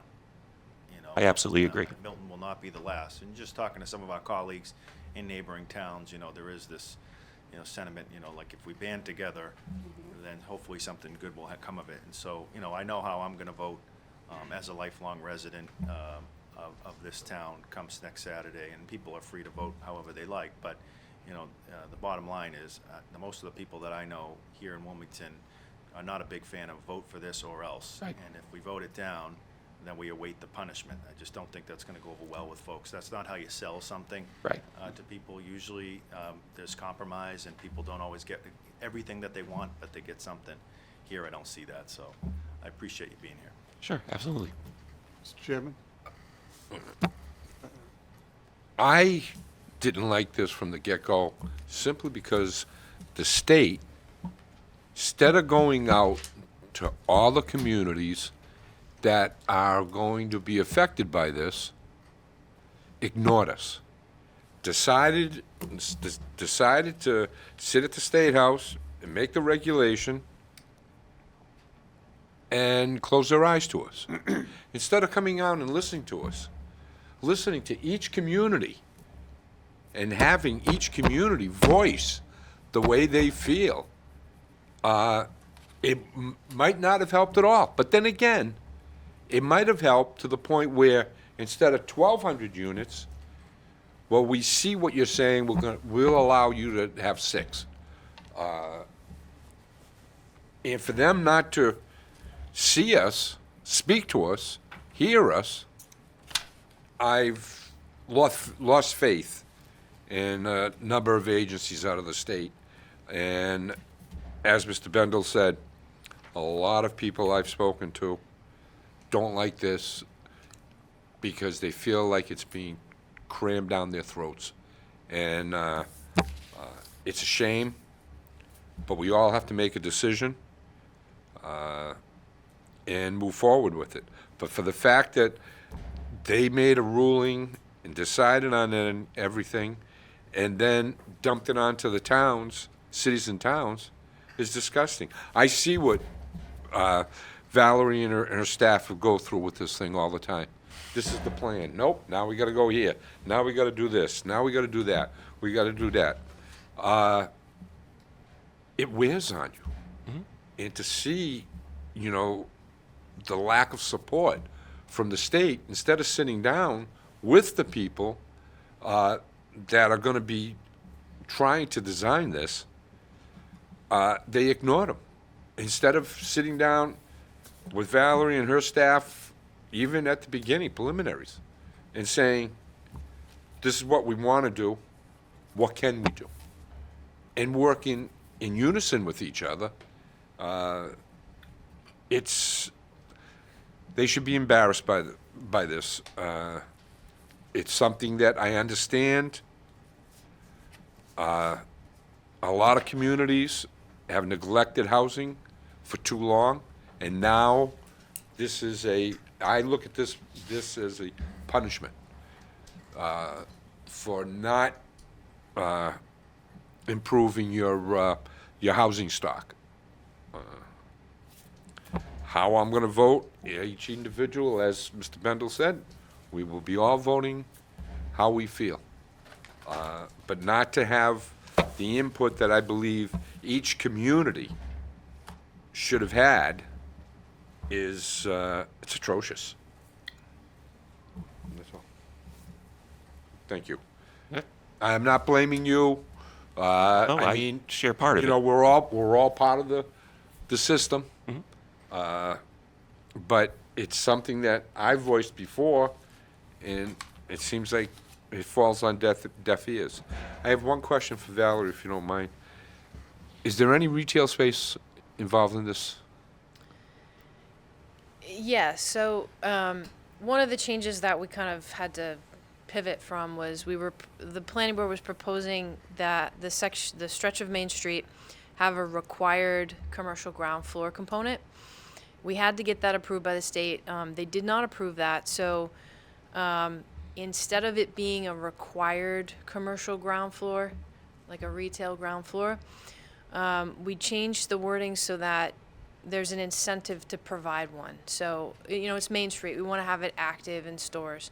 So the way it's proposed is that if you do just residential, you could do a 2-story building on Main Street. So, picture a townhome or something that you could do. If you do a commercial ground floor, a retail ground floor, a pizza shop, you can do 3 stories. So you get that, first story of retail for free, and then you can do your 2 stories of residential above it. So yes, there is an allowed component of retail or other commercial uses on the ground floor to try to encourage an active Main Street. Thank you. Mr. Chairman.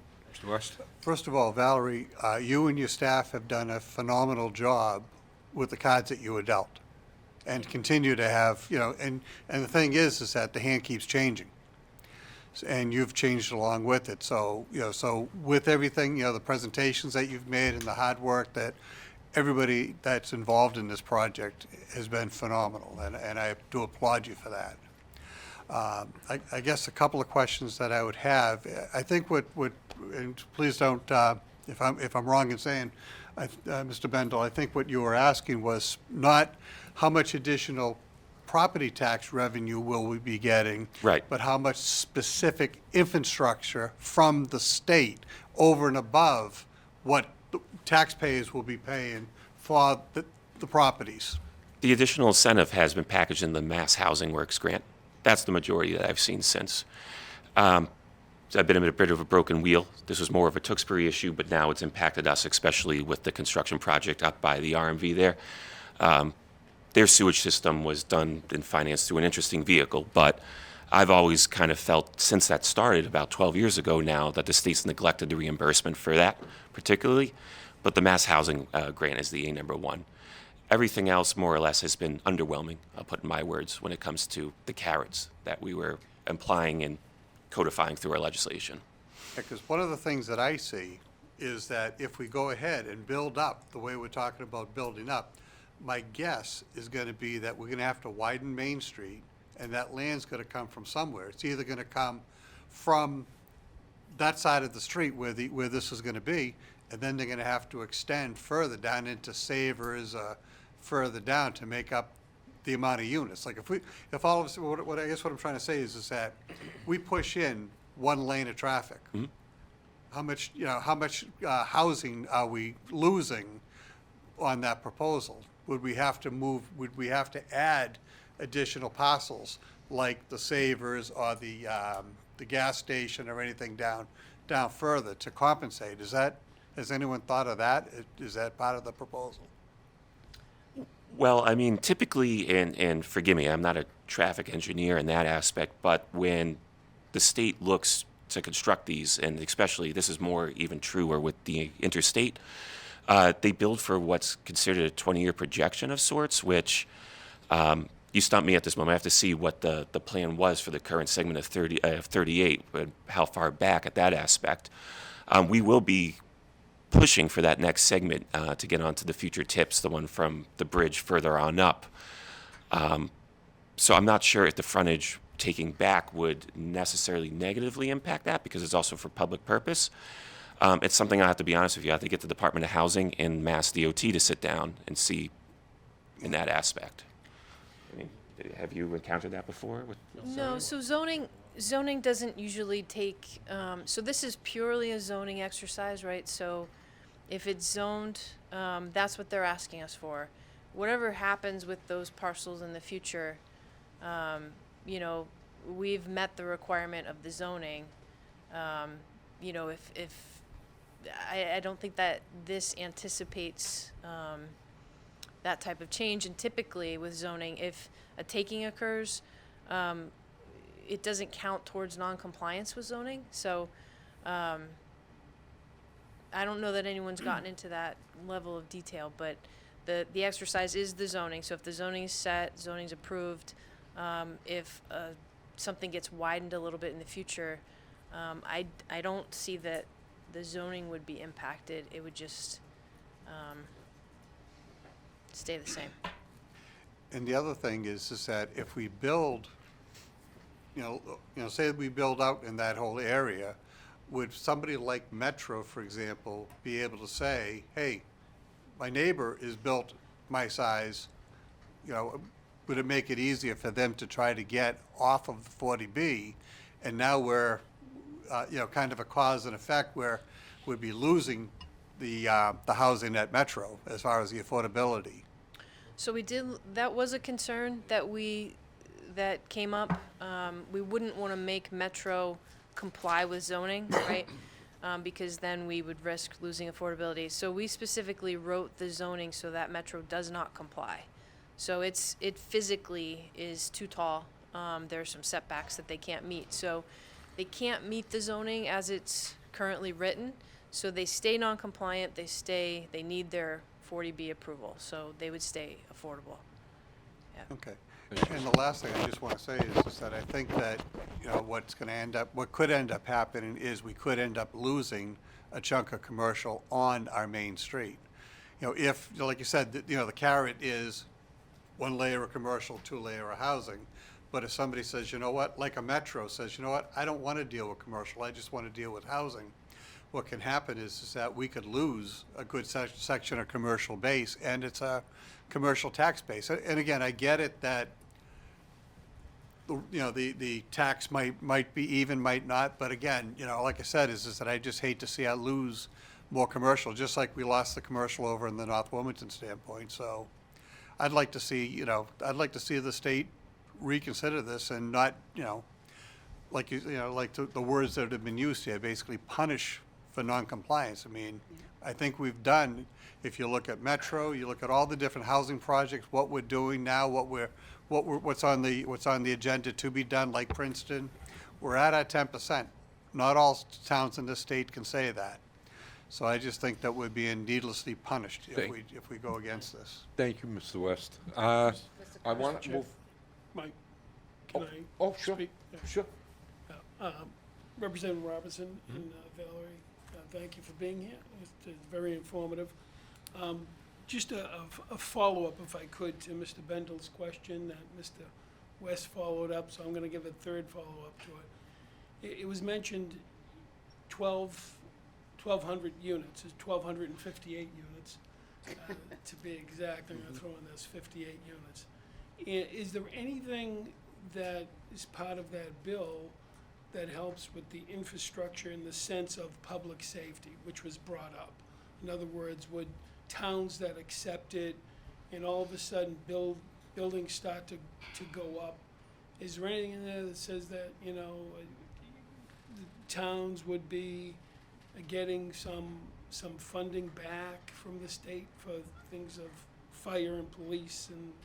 Not beyond what the regular per capita equations are at the moment. So they would naturally rise as the population's adjusted. Same, for example, our senior center support, things of that nature. And no, actually I'd filed a bill to try to mirror the MSBA for just your general governance building to be funded from it.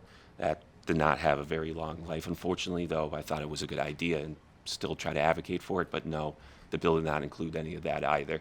The individual towns, right, are so complex, hence why I know the suggestion was to meet with each, but I don't believe it would have been feasible, as is our capital outlay and our capital construction projects coming up.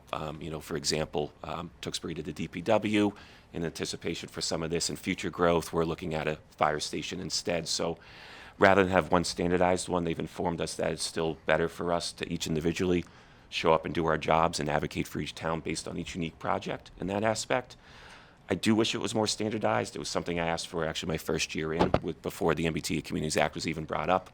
But the state, for some reason, my colleagues just don't seem too interested in creating a standardized fund to apply for police, fire reimbursements, expansion.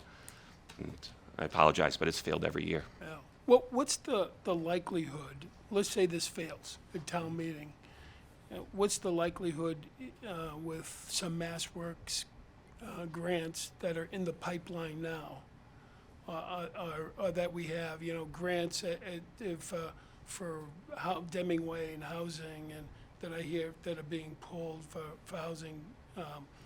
You know, we have Butters Road is right now getting ready to start in 2024. It's going to be finished in 2028.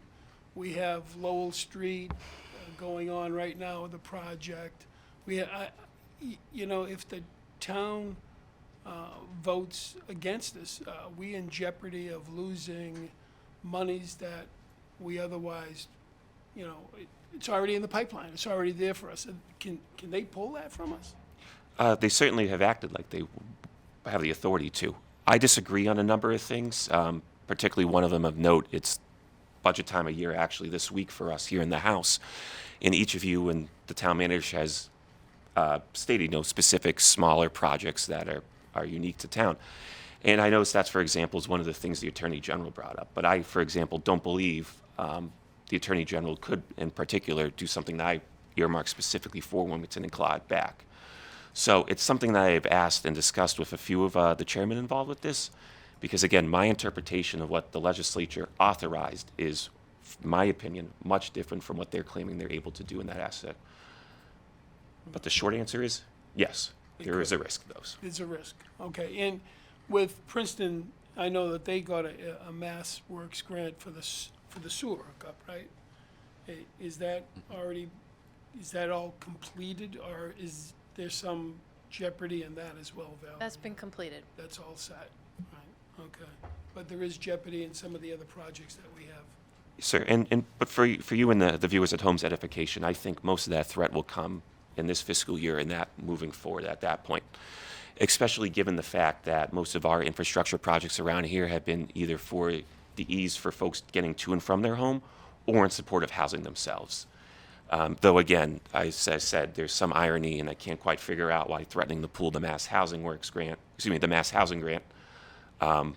which is designed to supplement and stimulate housing production, would be under threat of review.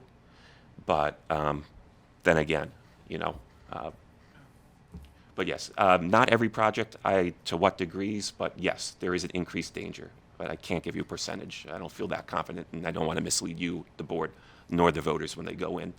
I want to give them only accurate information. So I just want to make sure that I have it clear that they still have to go through the regulatory process, as Mr. Robertson, Representative Robertson said. Yet, even though they go through that regulatory process, as what you're saying is, you can't say no to them anyways, right? So it's going to go up, even if it doesn't pass the regulatory process, these units will still go up. A little nuance. Okay. The planning board wouldn't be able to deny the project, but they could put reasonable conditions on the project. So it's a little, right, so they can't just say no, but they could write into their yes a condition that they do X, Y, and Z. So it's a little, If I Okay, may, I'm sorry, can I interrupt 1 second? There is no affordable housing component in this, right? But that's where we could suggest that they do the 10, 15%. right, so the state will allow us to do 10% affordable as a requirement. To do anything above that, we have to get permission, we have to have an economic analysis, which we're preparing to do an argument for 15% like we have typically. But the fallback then would be the 10% that we're allowed to do. So it's kind of a market rate housing development with, 10 or 15% affordable. I'm sorry to interrupt you. No, that's fine. And one more question. Now, Valerie, Metro and Princeton are not part of it, even though that they're right on the railroad tracks, so to speak. And I think there's one in Salem Street that's right on the tracks, although there's no access to, unless you're gonna run and jump on the train as it's moving. But to that point, where those are excluded, now, to Representative Robertson, did I hear you correctly to say that you're going to file some sort of a bill to include them? And if that's the case, Yes. where they're not included now in the current zoning makeup, but you file a bill to include them, will the zoning makeup have to be redesigned, or can we just get those included without redesigning that? It would upend Ms. Gingrich's efforts, and it's not a bill that I had a number of bills and legislation which, upon reaction and discussion, but that is filed by Mr. Jones of North Reading through our budget process, which was a much earlier anticipation about it. I thought it was a good message to send to those in Boston that there's a bipartisan mix of us out here in the suburbs that's looking to include that. There's two other amendments as well. One would grant relief on things such as objections for inadequate water supply or traffic and would allow that negative. And there was also one that I signed on to that would extend it a year. So I don't mean to make Ms. Gingrich's life any harder. However, the fact that a major figure on Beacon Hill was leading this and had some juice behind him made it a lot better than me kind of riding off into the sunset to fight a windmill on my own. No, and I appreciate that. I'm sure Ms. Gingrich, if that passes the House, then unfortunately she'll have to go back and redesign that zoning. But is there a way to add to that bill that it will not affect the current zoning makeup of the town, but it will include those parcels of land? I mean, can't we put that in as an amendment? So if I follow you, sir, for clarification, you would like to exempt Wilmington from the overlay, but include those developments as counting towards it? No. I want the overlay as is presented by the planning, Okay. right? But those two parcels to be included as part of the count, So we get even credit. though they're not in the overlay district. What- Because the current representative is putting them in the count, but we don't want to change our, the work that has been done, but we want them included as part of the 1258. So as I mentioned before, one of my frustrations with this was the justification was a emphasis in and around public transit areas, which again, typically are already developed, loud and noisy, and I thought was a good way to contain it. It was also billed as an environmental thing. So really, what they came up for is what they're looking for us to have within those zones. In the case of Metro, it's something I have brought up to the chair of housing to see, because I didn't want to, again, bring them accidentally into compliance and have us shoot ourselves in the foot by having those affordable units fall off for now being in compliance. And as you heard from Ms. Gingrich earlier, the one up at North Wilmington, that district wasn't included due to, I believe it was the use of the public input at the time with Main Street. Yeah, so just a correction, Metro is included in our district that we're proposing. It's its own sub-district that is included in the proposal. Oh, it is? It Okay. is, yeah. I thought that. And then Princeton, it was sort of between Main Street and Metro and Princeton, because those were those are our two transit stations. So, and the public opinion we got back, the feedback the planning board got back, was that Main Street was more appropriate than North Wilmington, because we would have had to pull in not just the area that Princeton was developing, but the entire and very environmentally sensitive tract of land that extends further. So, that area has some challenges as far as, there's a piece of upland that would be included that you'd have to cross a big wetland to get to, and you don't want anyone trying to cross that wetland to get to the upland. So it had a lot of complications. So we could have included that area in the district, but where Main Street and Metro and Deming Way made up what we needed, we didn't need it. So it was, and because it was kind of second best in public opinion, the idea was to go with the Main Street and Metro area. So do those units count, Valerie? That's what I'm trying to, if there's So the- 120 units in Metro, is that going to be part of the 1258? So the units that are there, we're not counting the units that are there, we're counting what our zoning would build on a totally demolished site, right? So knock Metro down, you have you're allowed to build something with our So you zoning. can still build 1258 even though we have units at Metro. Yes, And that's what I'm saying. and the That's what I would like for the representative to go back and say those units at Metro are going to count. You know, so the bill that Mr. Jones is putting in, is that what you said? The amendment, yes. That it includes those parcels so that it's part of the 1258. I mean, And you it know, does. enough is enough. I just, no, I think, it's gracious. I think that, so the Metro parcel, the spreadsheet actually shows that we get more units on the Metro parcel than there are today. So I think it's, I don't remember the exact number, Oh, let's, so if they bring it down. Let's say they it'll knock be it down. 600 units you can put there. well, maybe instead of not quite that much, but yes, but the spreadsheet says you get more than what's there today. So, that piece of property gets us more units than actually fits on the property. Okay. So it's not a terribly bad deal. Okay, Yeah. thank you. Thank you. Thank you very much. I appreciate both of you. I think Mr. Bendel. Thank you very much. Yeah, just to follow up. Sure. And, Dave, I appreciate you supporting the Republican leader's amendments to this bill. I think that's important. And you know, it's interesting that, you know, come next Saturday, we'll be asked to vote on, you know, how kind of the state to say, well, take it to your town meeting and vote. In our case, it's Article 30, right? And it's- You can vote however you choose, but if you choose the wrong one, you're gonna be punished, right? Right. And, you know, I don't want, this isn't funny, so I don't wanna make a joke of it, but it reminds me of my current status as a young parent where, you know, my 5-year-old makes a mistake and I have to tell her, well, I'm not sure what the punishment is, but don't do it again, right? Right. That feels like this, where we're not exactly sure what the punishment will be, but don't do it, you know, so Right. it's really kind of insulting that there's not even clear expectations of the result of our actions come next Saturday.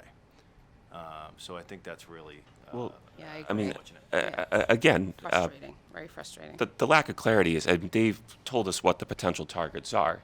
What I cannot clarify you is how immediate or likely that would be, because again, our efforts moving forward, it's asking me to read a crystal ball. And if I was clairvoyant and could predict the future, I wouldn't be in this job. I'd be ruling the world, right? I can't quite predict how that's going to be. I know, I agree with you all you all saw me out and about over the last few weeks and talking with folks. There's a good opportunity that Wilmington will reject it. And if that's the case, despite me supporting it earlier, that is the position as state representative that the masses have placed on it. But I'd also like to say, you know, for us, regionally, we're short 200,000 units.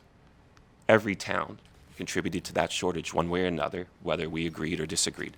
I think Wilmington is ahead on the curve. And I'm not saying that because I'm in front of you here tonight. I really genuinely do. But we can look to our neighbors on just about any side and see the fighting. And, you know, to give you a personal aspect, I have more money saved than my parents paid for their house outright, and I cannot afford here. And I would like to stay. And this was just a way to kind of get the conversation going. I agree with you. I don't think the executive agencies took what we had written to statute and executed it. And I also say we share the blame, and it's okay. I appreciate you saying, but we, the legislature, share some of the blame for not going back, clarifying, and moving forward in that. But simply what we're trying to do, and what I intend to explain to folks come to our town meeting, is find a way that keeps developments like what they try to slam in down there on Nichols Street out of the neighborhoods that are already established, retain the character from those that are off Main Street, and put it in a place that's already developed. And I'm right there in the corner of Middlesex and Main Street. I can tell you, it's always busy all the time. And to have something that wouldn't be dissimilar, and I have faith in you and your future colleagues and our zoning board, to work towards something, say, like downtown Andover Center, where you can park behind where I have my apartment and walk down Main Street a little bit and hit 2 or 3 spots, or God forbid, let your kid ride a bike from Rotary Park over to get ice cream and back up to your place, you know, further down Middlesex or Church Street, is what I was voting my intention for. And it's something that I thought would be implemented over 5, 10, 15 years. I just, again, think there's no carrots that were promised there for us to bring to you towards town meeting, and that's where the disappointment is with me. But if the folks are going to reject it, I'm going to stand by Wilmington. I suspect Tewksbury will probably have a similar split, if not a near ratio of opposition to support. And if that's the case, my oath is to those in the town first and foremost before the Commonwealth, and that's the message I'll carry back to Beacon Hill. Thank you. Before we ask you to leave, I'd like to ask you, questions have been being brought up on the status of the North Wilmington train station. Yes, sir. So according to the Secretariat's office, and speaking with Mr. Donahue Rodriguez, we're aiming for a mid-October completion date. So they were going through the design process and actually had some positive interactions, from what I understand, with their neighbors-to-be in the future, particularly around egress and water roll-off and just beautification, general of the area, and access to and from the parking lot across the future sites of sorts. So, again, if I had a crystal ball, I'd be, king of the stock market, and, well, I would just pay all of our bills and housing here today. But mid-October is what we're looking at, provided the weather cooperates. Again, I want to thank you very much for attending our meeting. Valerie, as always, it's been very impressive. There'll be public comments later on, sir. And I want to thank you for all your support and the hard work that you and your staff do. Thank you very much. Thank you both. Thank you. Thank you. Thank you. We'll go to communications.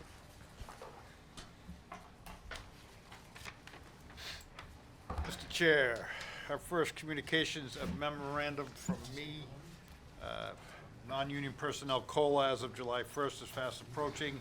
It's typical time for the cost of living adjustments COLAs for the non-union personnel, which would affect me, obviously, when I go back to the Department of Veteran Services. So this is my, the employee financial interest disclosure form that you guys can vote on to allow me to do it with no conflict, or you can just set it yourself. Okay, let me get to that. Where is it? I'd like to That's take board up to consider number 6. 6, board to consider.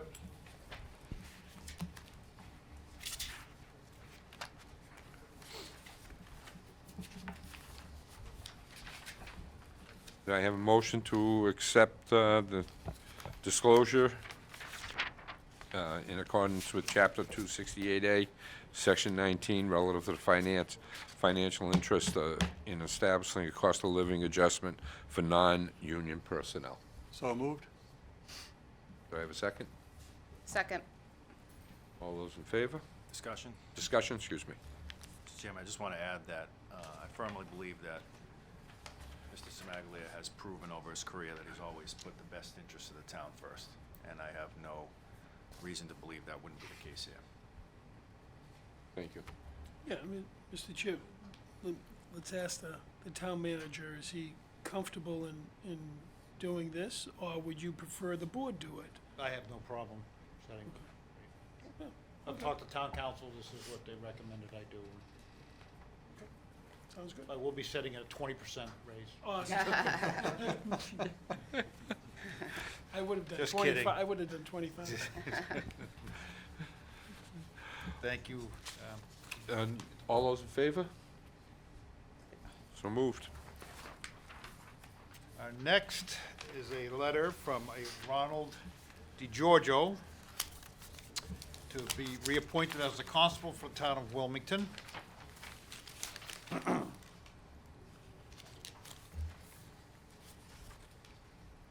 He's been a long time. I'm looking for another board to consider. No board to consider. Okay. Consider on that.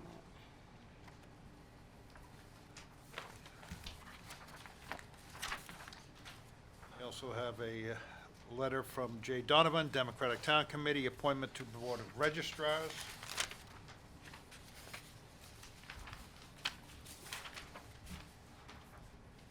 Vote on these? Not now. Got it. These are just, I'm sorry. A letter from Robert Fasulo, Republican Town Committee, appointment to the Board of Registrars.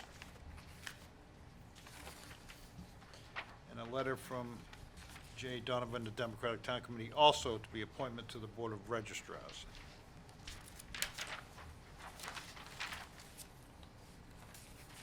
We have correspondence from Deborah Wagner, Director and Accounts, Massachusetts Department of Revenue, notification of the free cash approval. That was set from that department. Letter from Stephen L. Kinsella, Wilmington Lowell Owner LLC, and John Kushlik, Manager, Dogwood Tack and Protocol Mass 2 LLC, for the ground lease of 175 Lowell Street. As you spoke about earlier, this is just the, telling the people, telling us that they changed ownership, but they're good to go with the lease still. Awesome. And that is it, and we've done board to consider 6. And next board to consider is executing collective bargaining agreement between the town of Wilmington and the American Federation of State, County, Municipal Employees, ASME 2, through July 1st, 2024 through June 30th, 2027. Do I have a motion? I'll make a motion. Second. Second with discussion. Any discussion? So moved. All those in favor?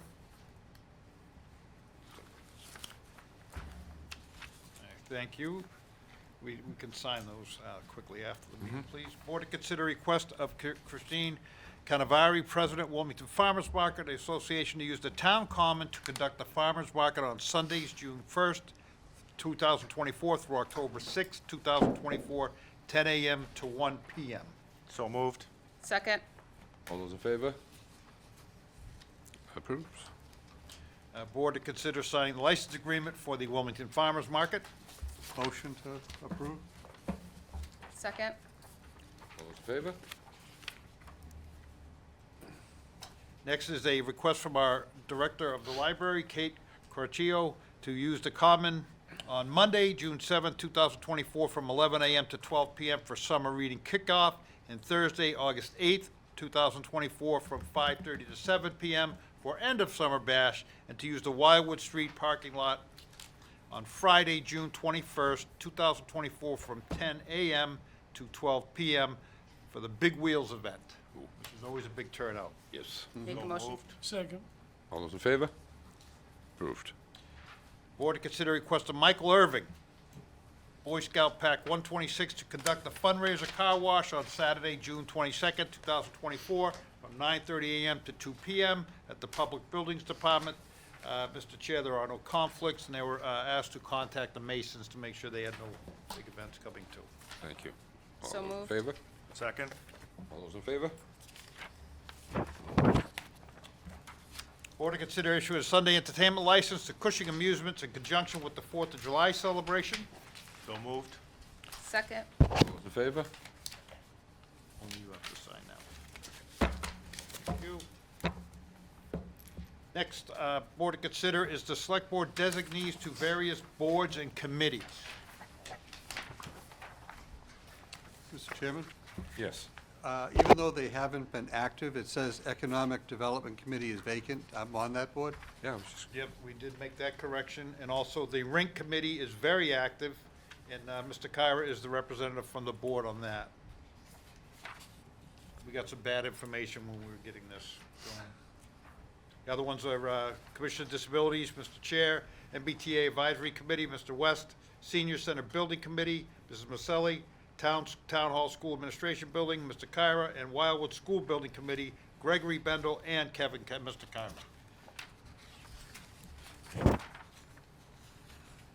Mr. Chairman, if I may, I'll just say on the Economic Development Committee, I know we're looking for other extra members, and I think both Select Board Member Kyra and myself are appointed authorities, so if anybody's interested, please contact one of us or both of us and see if we can get you on the committee, and hopefully we can get the Economic Development Committee going again.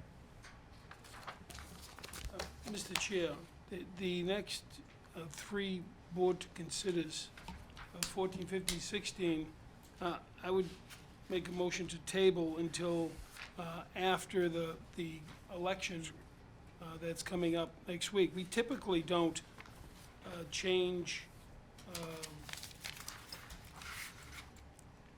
appointments or reappointments until after the election and sometimes after the town meeting, because we have a, Do some of these appointments expire at the end of the month? They expire April 30th. That'd be the end of the month. That stay on it that are June 30th, Yeah. but most of them are April 30th. well, Do Can we, we- do we know which Hold on ones? to, it. Can we extend it till June? Well, they expire, I don't think. Some of them do expire. Yeah. Well, I'm just going by past practice, it's always been done. You know, last year we did it in early April because the election was before. The election was before our last meeting, so that's why we did it in April. But typically, and I've investigated this, that this has always been done, the meeting after town meeting. There was a period of time because they moved the makeup because town meeting used to be the fourth. And now elections the fourth Saturday in April and town meetings the next Saturday afterwards. So it was always done prior to that. And then after that, the change, then it was done after town meeting. But the problem is that some of them are possible, they have to be done before April 30th. Oh, that's right. Because they're serving legal notices. So their deadline, their termination date. Through the chair, do you know which our term ends on April 30th, that we can All of them take up? unless it says June 30th. So like town council's June 30th, Fensview is June 30th. Page 2 has 2 that are June 30th. But otherwise it's April, all April 30th. Mr. So Chairman, the animal control officer, I'm sorry. No problem. The animal control officer is April 30th, and the council on arts, oh, okay. Mr. Chair, I wonder if we, And I'll take, I'm sorry, again, I'm sorry, I'll take back the motion to table, because I was told otherwise. well, Very interesting. to that point, Mr. Chair, I wonder if we do consider this evening, that we appoint these folks through June 30th of next year, so that we have a little more flexibility in terms of when we approve this. You know, is there objection, is there a problem with approve, I don't know. It's always been April 30th. you know, 'cause you're right. Ms. Dalton points out that we, in recent years, have changed when our town meeting falls. You know, last year, I believe it was April 23rd, and we met that Monday after, and we met, I only went back 1 year, but we did approve this the Monday after the election last Still in year. April. The way the calendar fell. Yeah. The calendar is different this year, naturally. So I just wondered if we could rectify this in the future, because I think you bring up a good point, that, you know, there's a transitional period sometimes. Yeah. And usually reorganizations and reappointments take place, you know, after those have taken place. So I wondered if we can fix it, not this year, but next year, Or, if yeah. we extend out the appointments. Yeah. Even maybe extend it to May 31st. What if we were to approve these through June 30th, subject to the review of town council? You have to comply with town charter.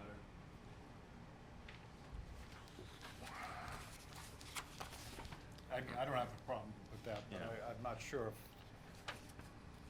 Maybe it's something we can take up if we approve them tonight and we appoint these folks, Maybe we can add an extension. that, you know, when we have time And to revisit it. investigate and talk to council and look at the procedures that we don't have in front of us, Yeah. that we could rectify, because I think he raised a good point. No, it's a good point, yeah, they Yeah, should can always- change too. Okay.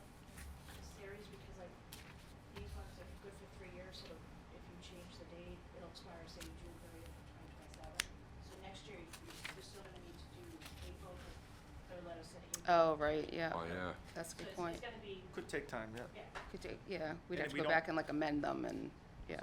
Just an Yeah. idea that I tossed out there this evening. It doesn't mean We it has should to talk stick to, to the it's law, good. right? yeah, we should investigate Good thought. that. We Okay. can approve it, it gives us time to look into it, because it really, the reorg should Yeah, no, happen it's, after. yeah. Okay. So what are we doing? Board to consider 14, appointments and reappointments to Animal Control Officer, the Board of Appeals, Board of Registrars, Council of the Arts, for the Arts, Council for the Arts Advisory Board, Feds Viewer, and Town Council Constables. Do you have a motion? Would you, Nope. would you like me to go through them or just take them as a, as? I just taking, Well, as long as we agree to go back to 13, I'll make a motion we approve 14. I don't think we voted on 13. Yeah, we didn't vote on 13. no. Oh, I'm sorry. So we have a motion on the floor right now for 14. I'll second. All those in favor? Approved. Now we'll go back. Board to consider 15, ratification of town manager's appointments and reappointments to the commission. 13. 13. Do we need a vote or on Says the, board to on the consider. designate from the board? The select, Board to consider. What- Okay. yeah. I'll make a motion to consider appointments, select board designees to various boards and committees. Second. All those in favor? Discussion. Wait a minute. I would still be interested in the 3 appointed positions that I have, the Town School Administration Building Committee, the Wildwood School Building Committee, and the Ring Committee. Yeah, I too, for the record, am interested in continuing with the Wildwood School Building Committee. Yeah, and I'd like to continue with the senior center committee. And I'll stay on with MBTA and economic development. And I'll stay on with Commission on Disabilities. there you go. Motion made. Motion's made, Second. seconded. All those in favor? So moved. Now 15. Board to consider ratification of town manager's appointments and reappointments to the Commission on Disabilities, Historical Commission, and Permanent Building Committee. Do I have a motion? So moved. Second? Second. All those in favor?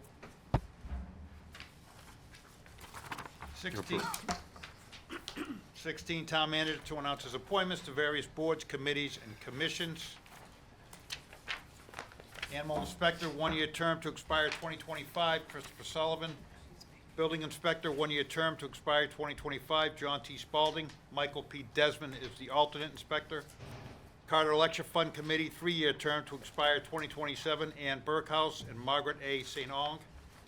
Cemetery Division, 3-year term to expire 2027, John P. Cushing. Conservation Commission, 3-year term to expire 2027, Laura J. Finn and William F.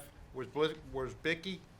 Elderly Services Commission, 3-year term to expire 2027, Kevin P. Clarkin and Linda DePietro Walsh. Electrical Inspector, 1-year term to expire 2025, Frederick Sutter. Arthur T. Kelly is the alternate, and James F. Largington Jr. is another alternate. Gas Inspector, 1-year term to expire 2025, Sean P. Inman. John J. Mitek Jr. is the alternate. Board of Health, 3-year term to expire, Jane A. Williams, M.D. That expires 2027. Library Trustees, 3-year term to expire 2027, David J. Hall and Megan Delhate Koslick. Middlesex County Commission, 3-year term to expire 2027, Betty M. Bigwood, Michael J. McGinnis, and Neil P. Devens is the alternate. Planning Board, unexpired term to expire 2025 is Deanna Craig. Planning Board, 5-year term to expire 2029, Emma Batiglia.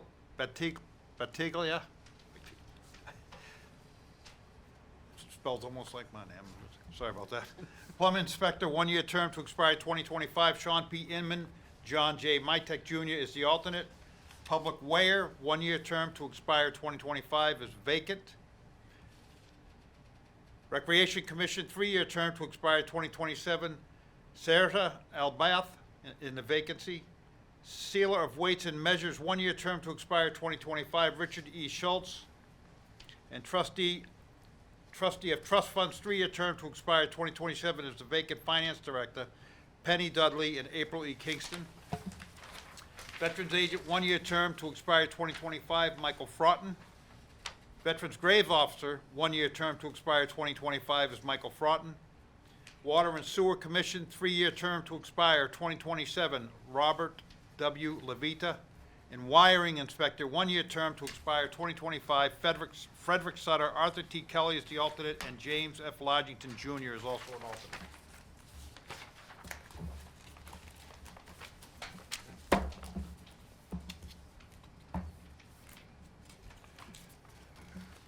Next is public comments. State your name, please. Good evening. Mr. De Palma, you saw me walk out to the hallway and talk to Representative Robertson and I didn't know who you Valerie were talking Gingrich. to.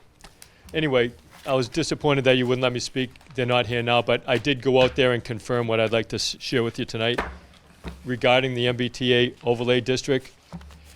We do not have to vote on that at this town meeting.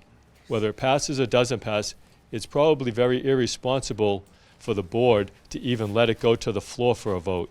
We have until December, and they confirmed this to me, so I'm correct on this, that we have till December to vote on this. And I want to just explain to you what could happen if you let it go to the floor for a vote. Mr. Robinson mentioned that there are amendments working their way through the legislature.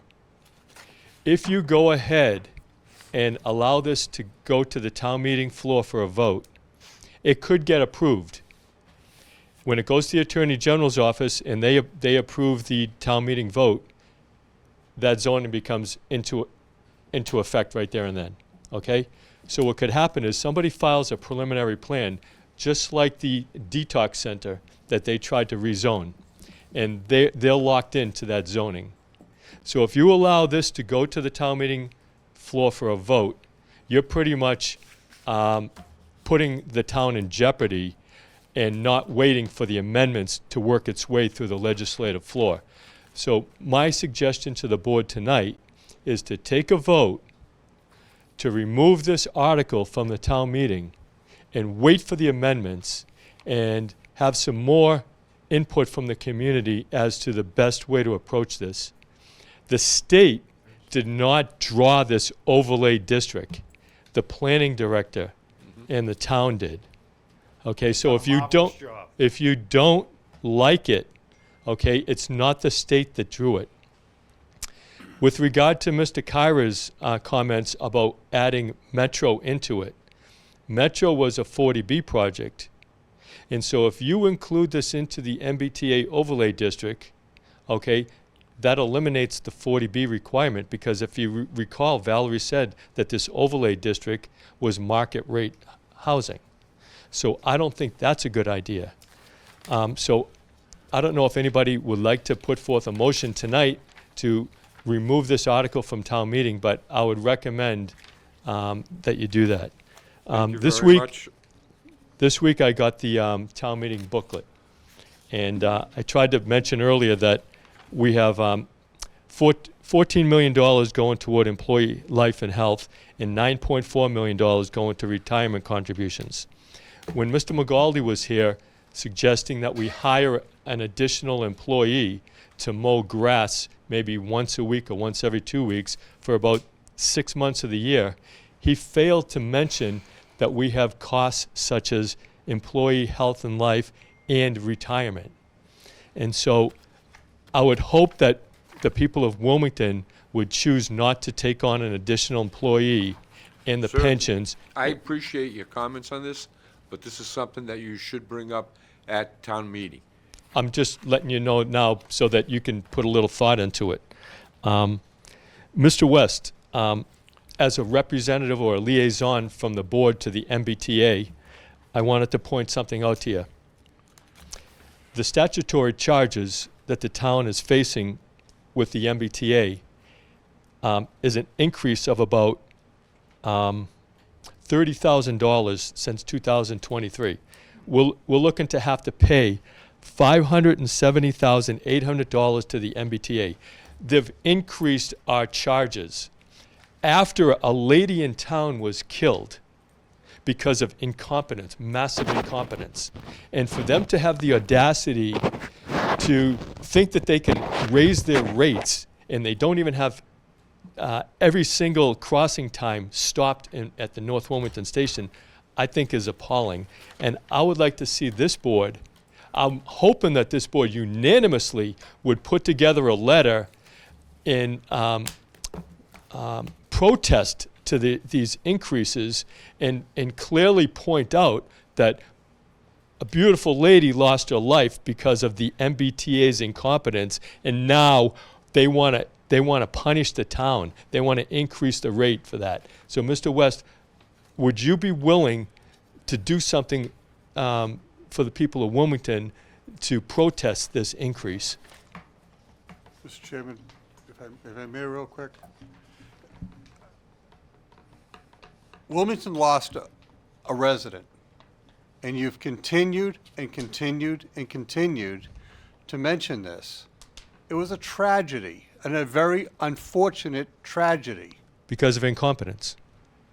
Because of whatever, Kevin, but the thing is that it's a tragedy, and I'm not going to comment on a tragedy, okay? I'm not asking you to comment on tragedy. I'm asking you to protest an increase that the town is facing from the MBTA when they don't have their act together. I'll take it under. All right, take it under advisement, you. which means Thank you, nothing. Mr. So what I wanted to ask Mr. Carr is, Going to Mr. Carr, I announcements just now? have a question. You interrupted my time. Mr. Carr, we're Mr. asking Carr, for you're on the announcements. rink We're committee. at Can you tell us how much money is in the rink committee's accounts to buy a rink? Do you know that? Okay, announcements. There's no account set up. There's no money in any accounts for the rink, even though Not that I'm- multiple that I'm articles. aware of. And the last thing for you, Mr. De Palma, you voted on town warrants tonight.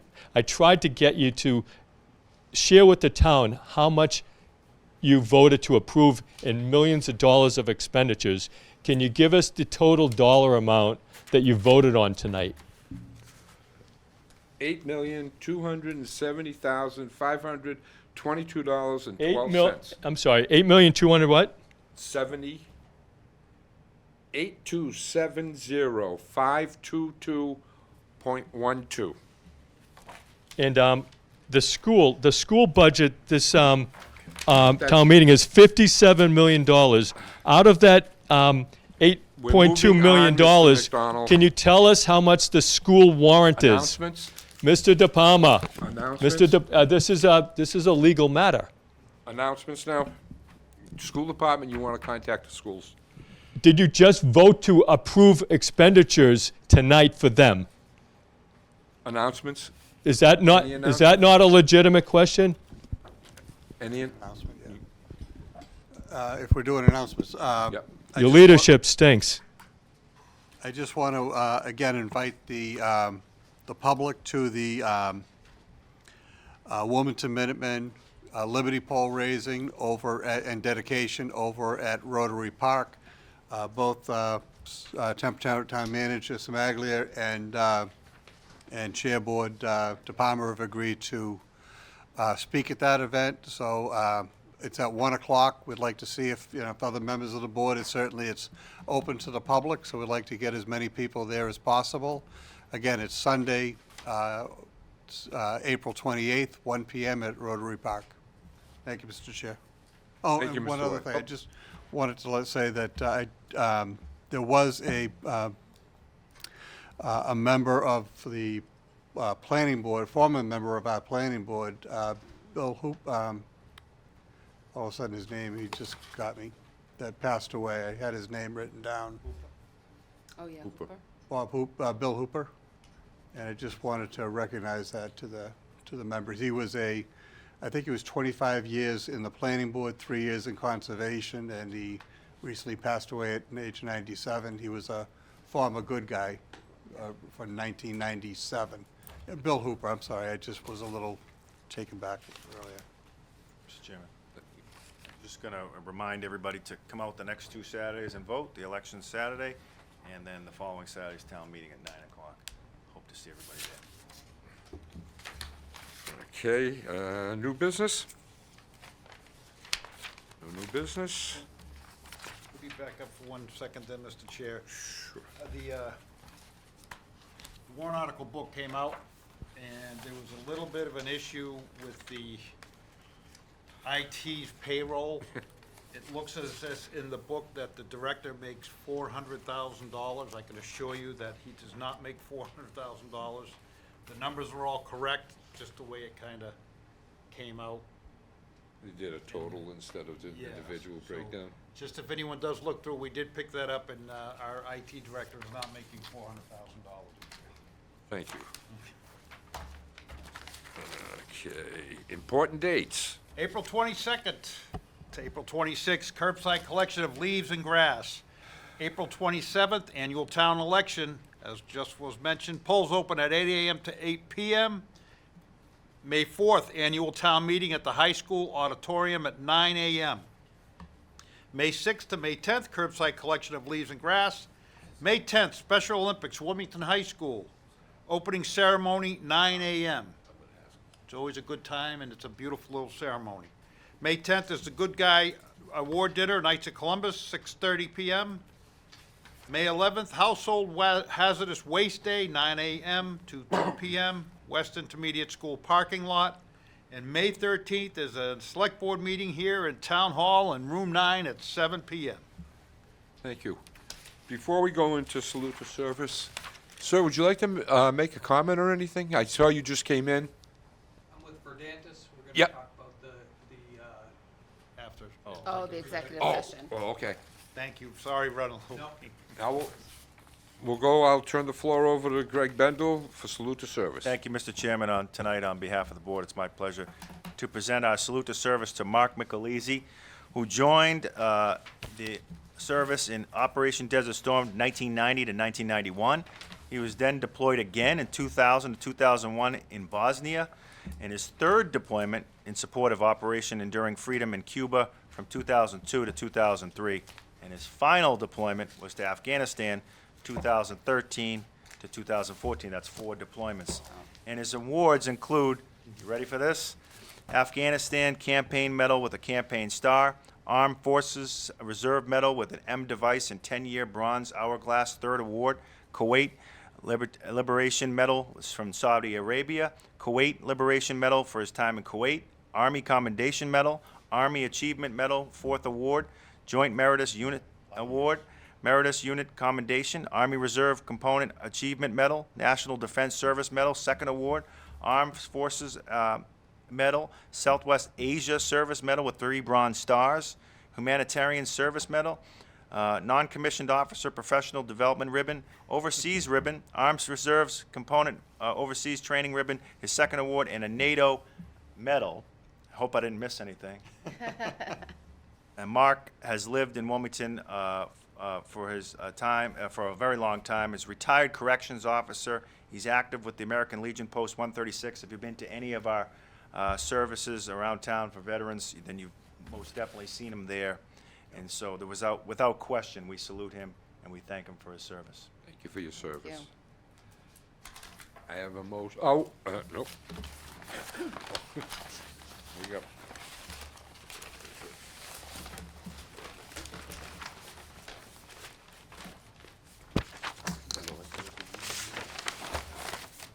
On the bottom, on the bottom. Yeah.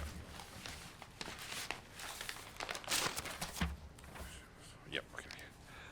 We'll be going into, I have a motion for executive session for the purpose of discussing, strategizing with respect to collective, nope, that's not it, is it? Yep.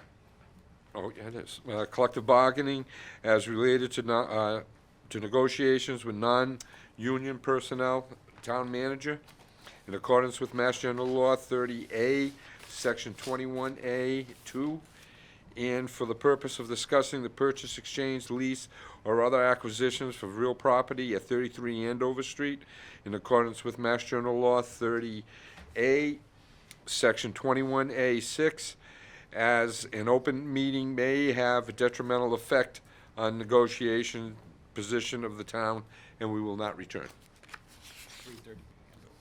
333 Andover. I'll make that motion. Second. All those in favor? Greg Bendel, Roll call. yes. Yeah. Kevin Curry, yes? William Maselli, yes. Frank West, yes. Garrett Palmer, yes. Good night, have a good evening.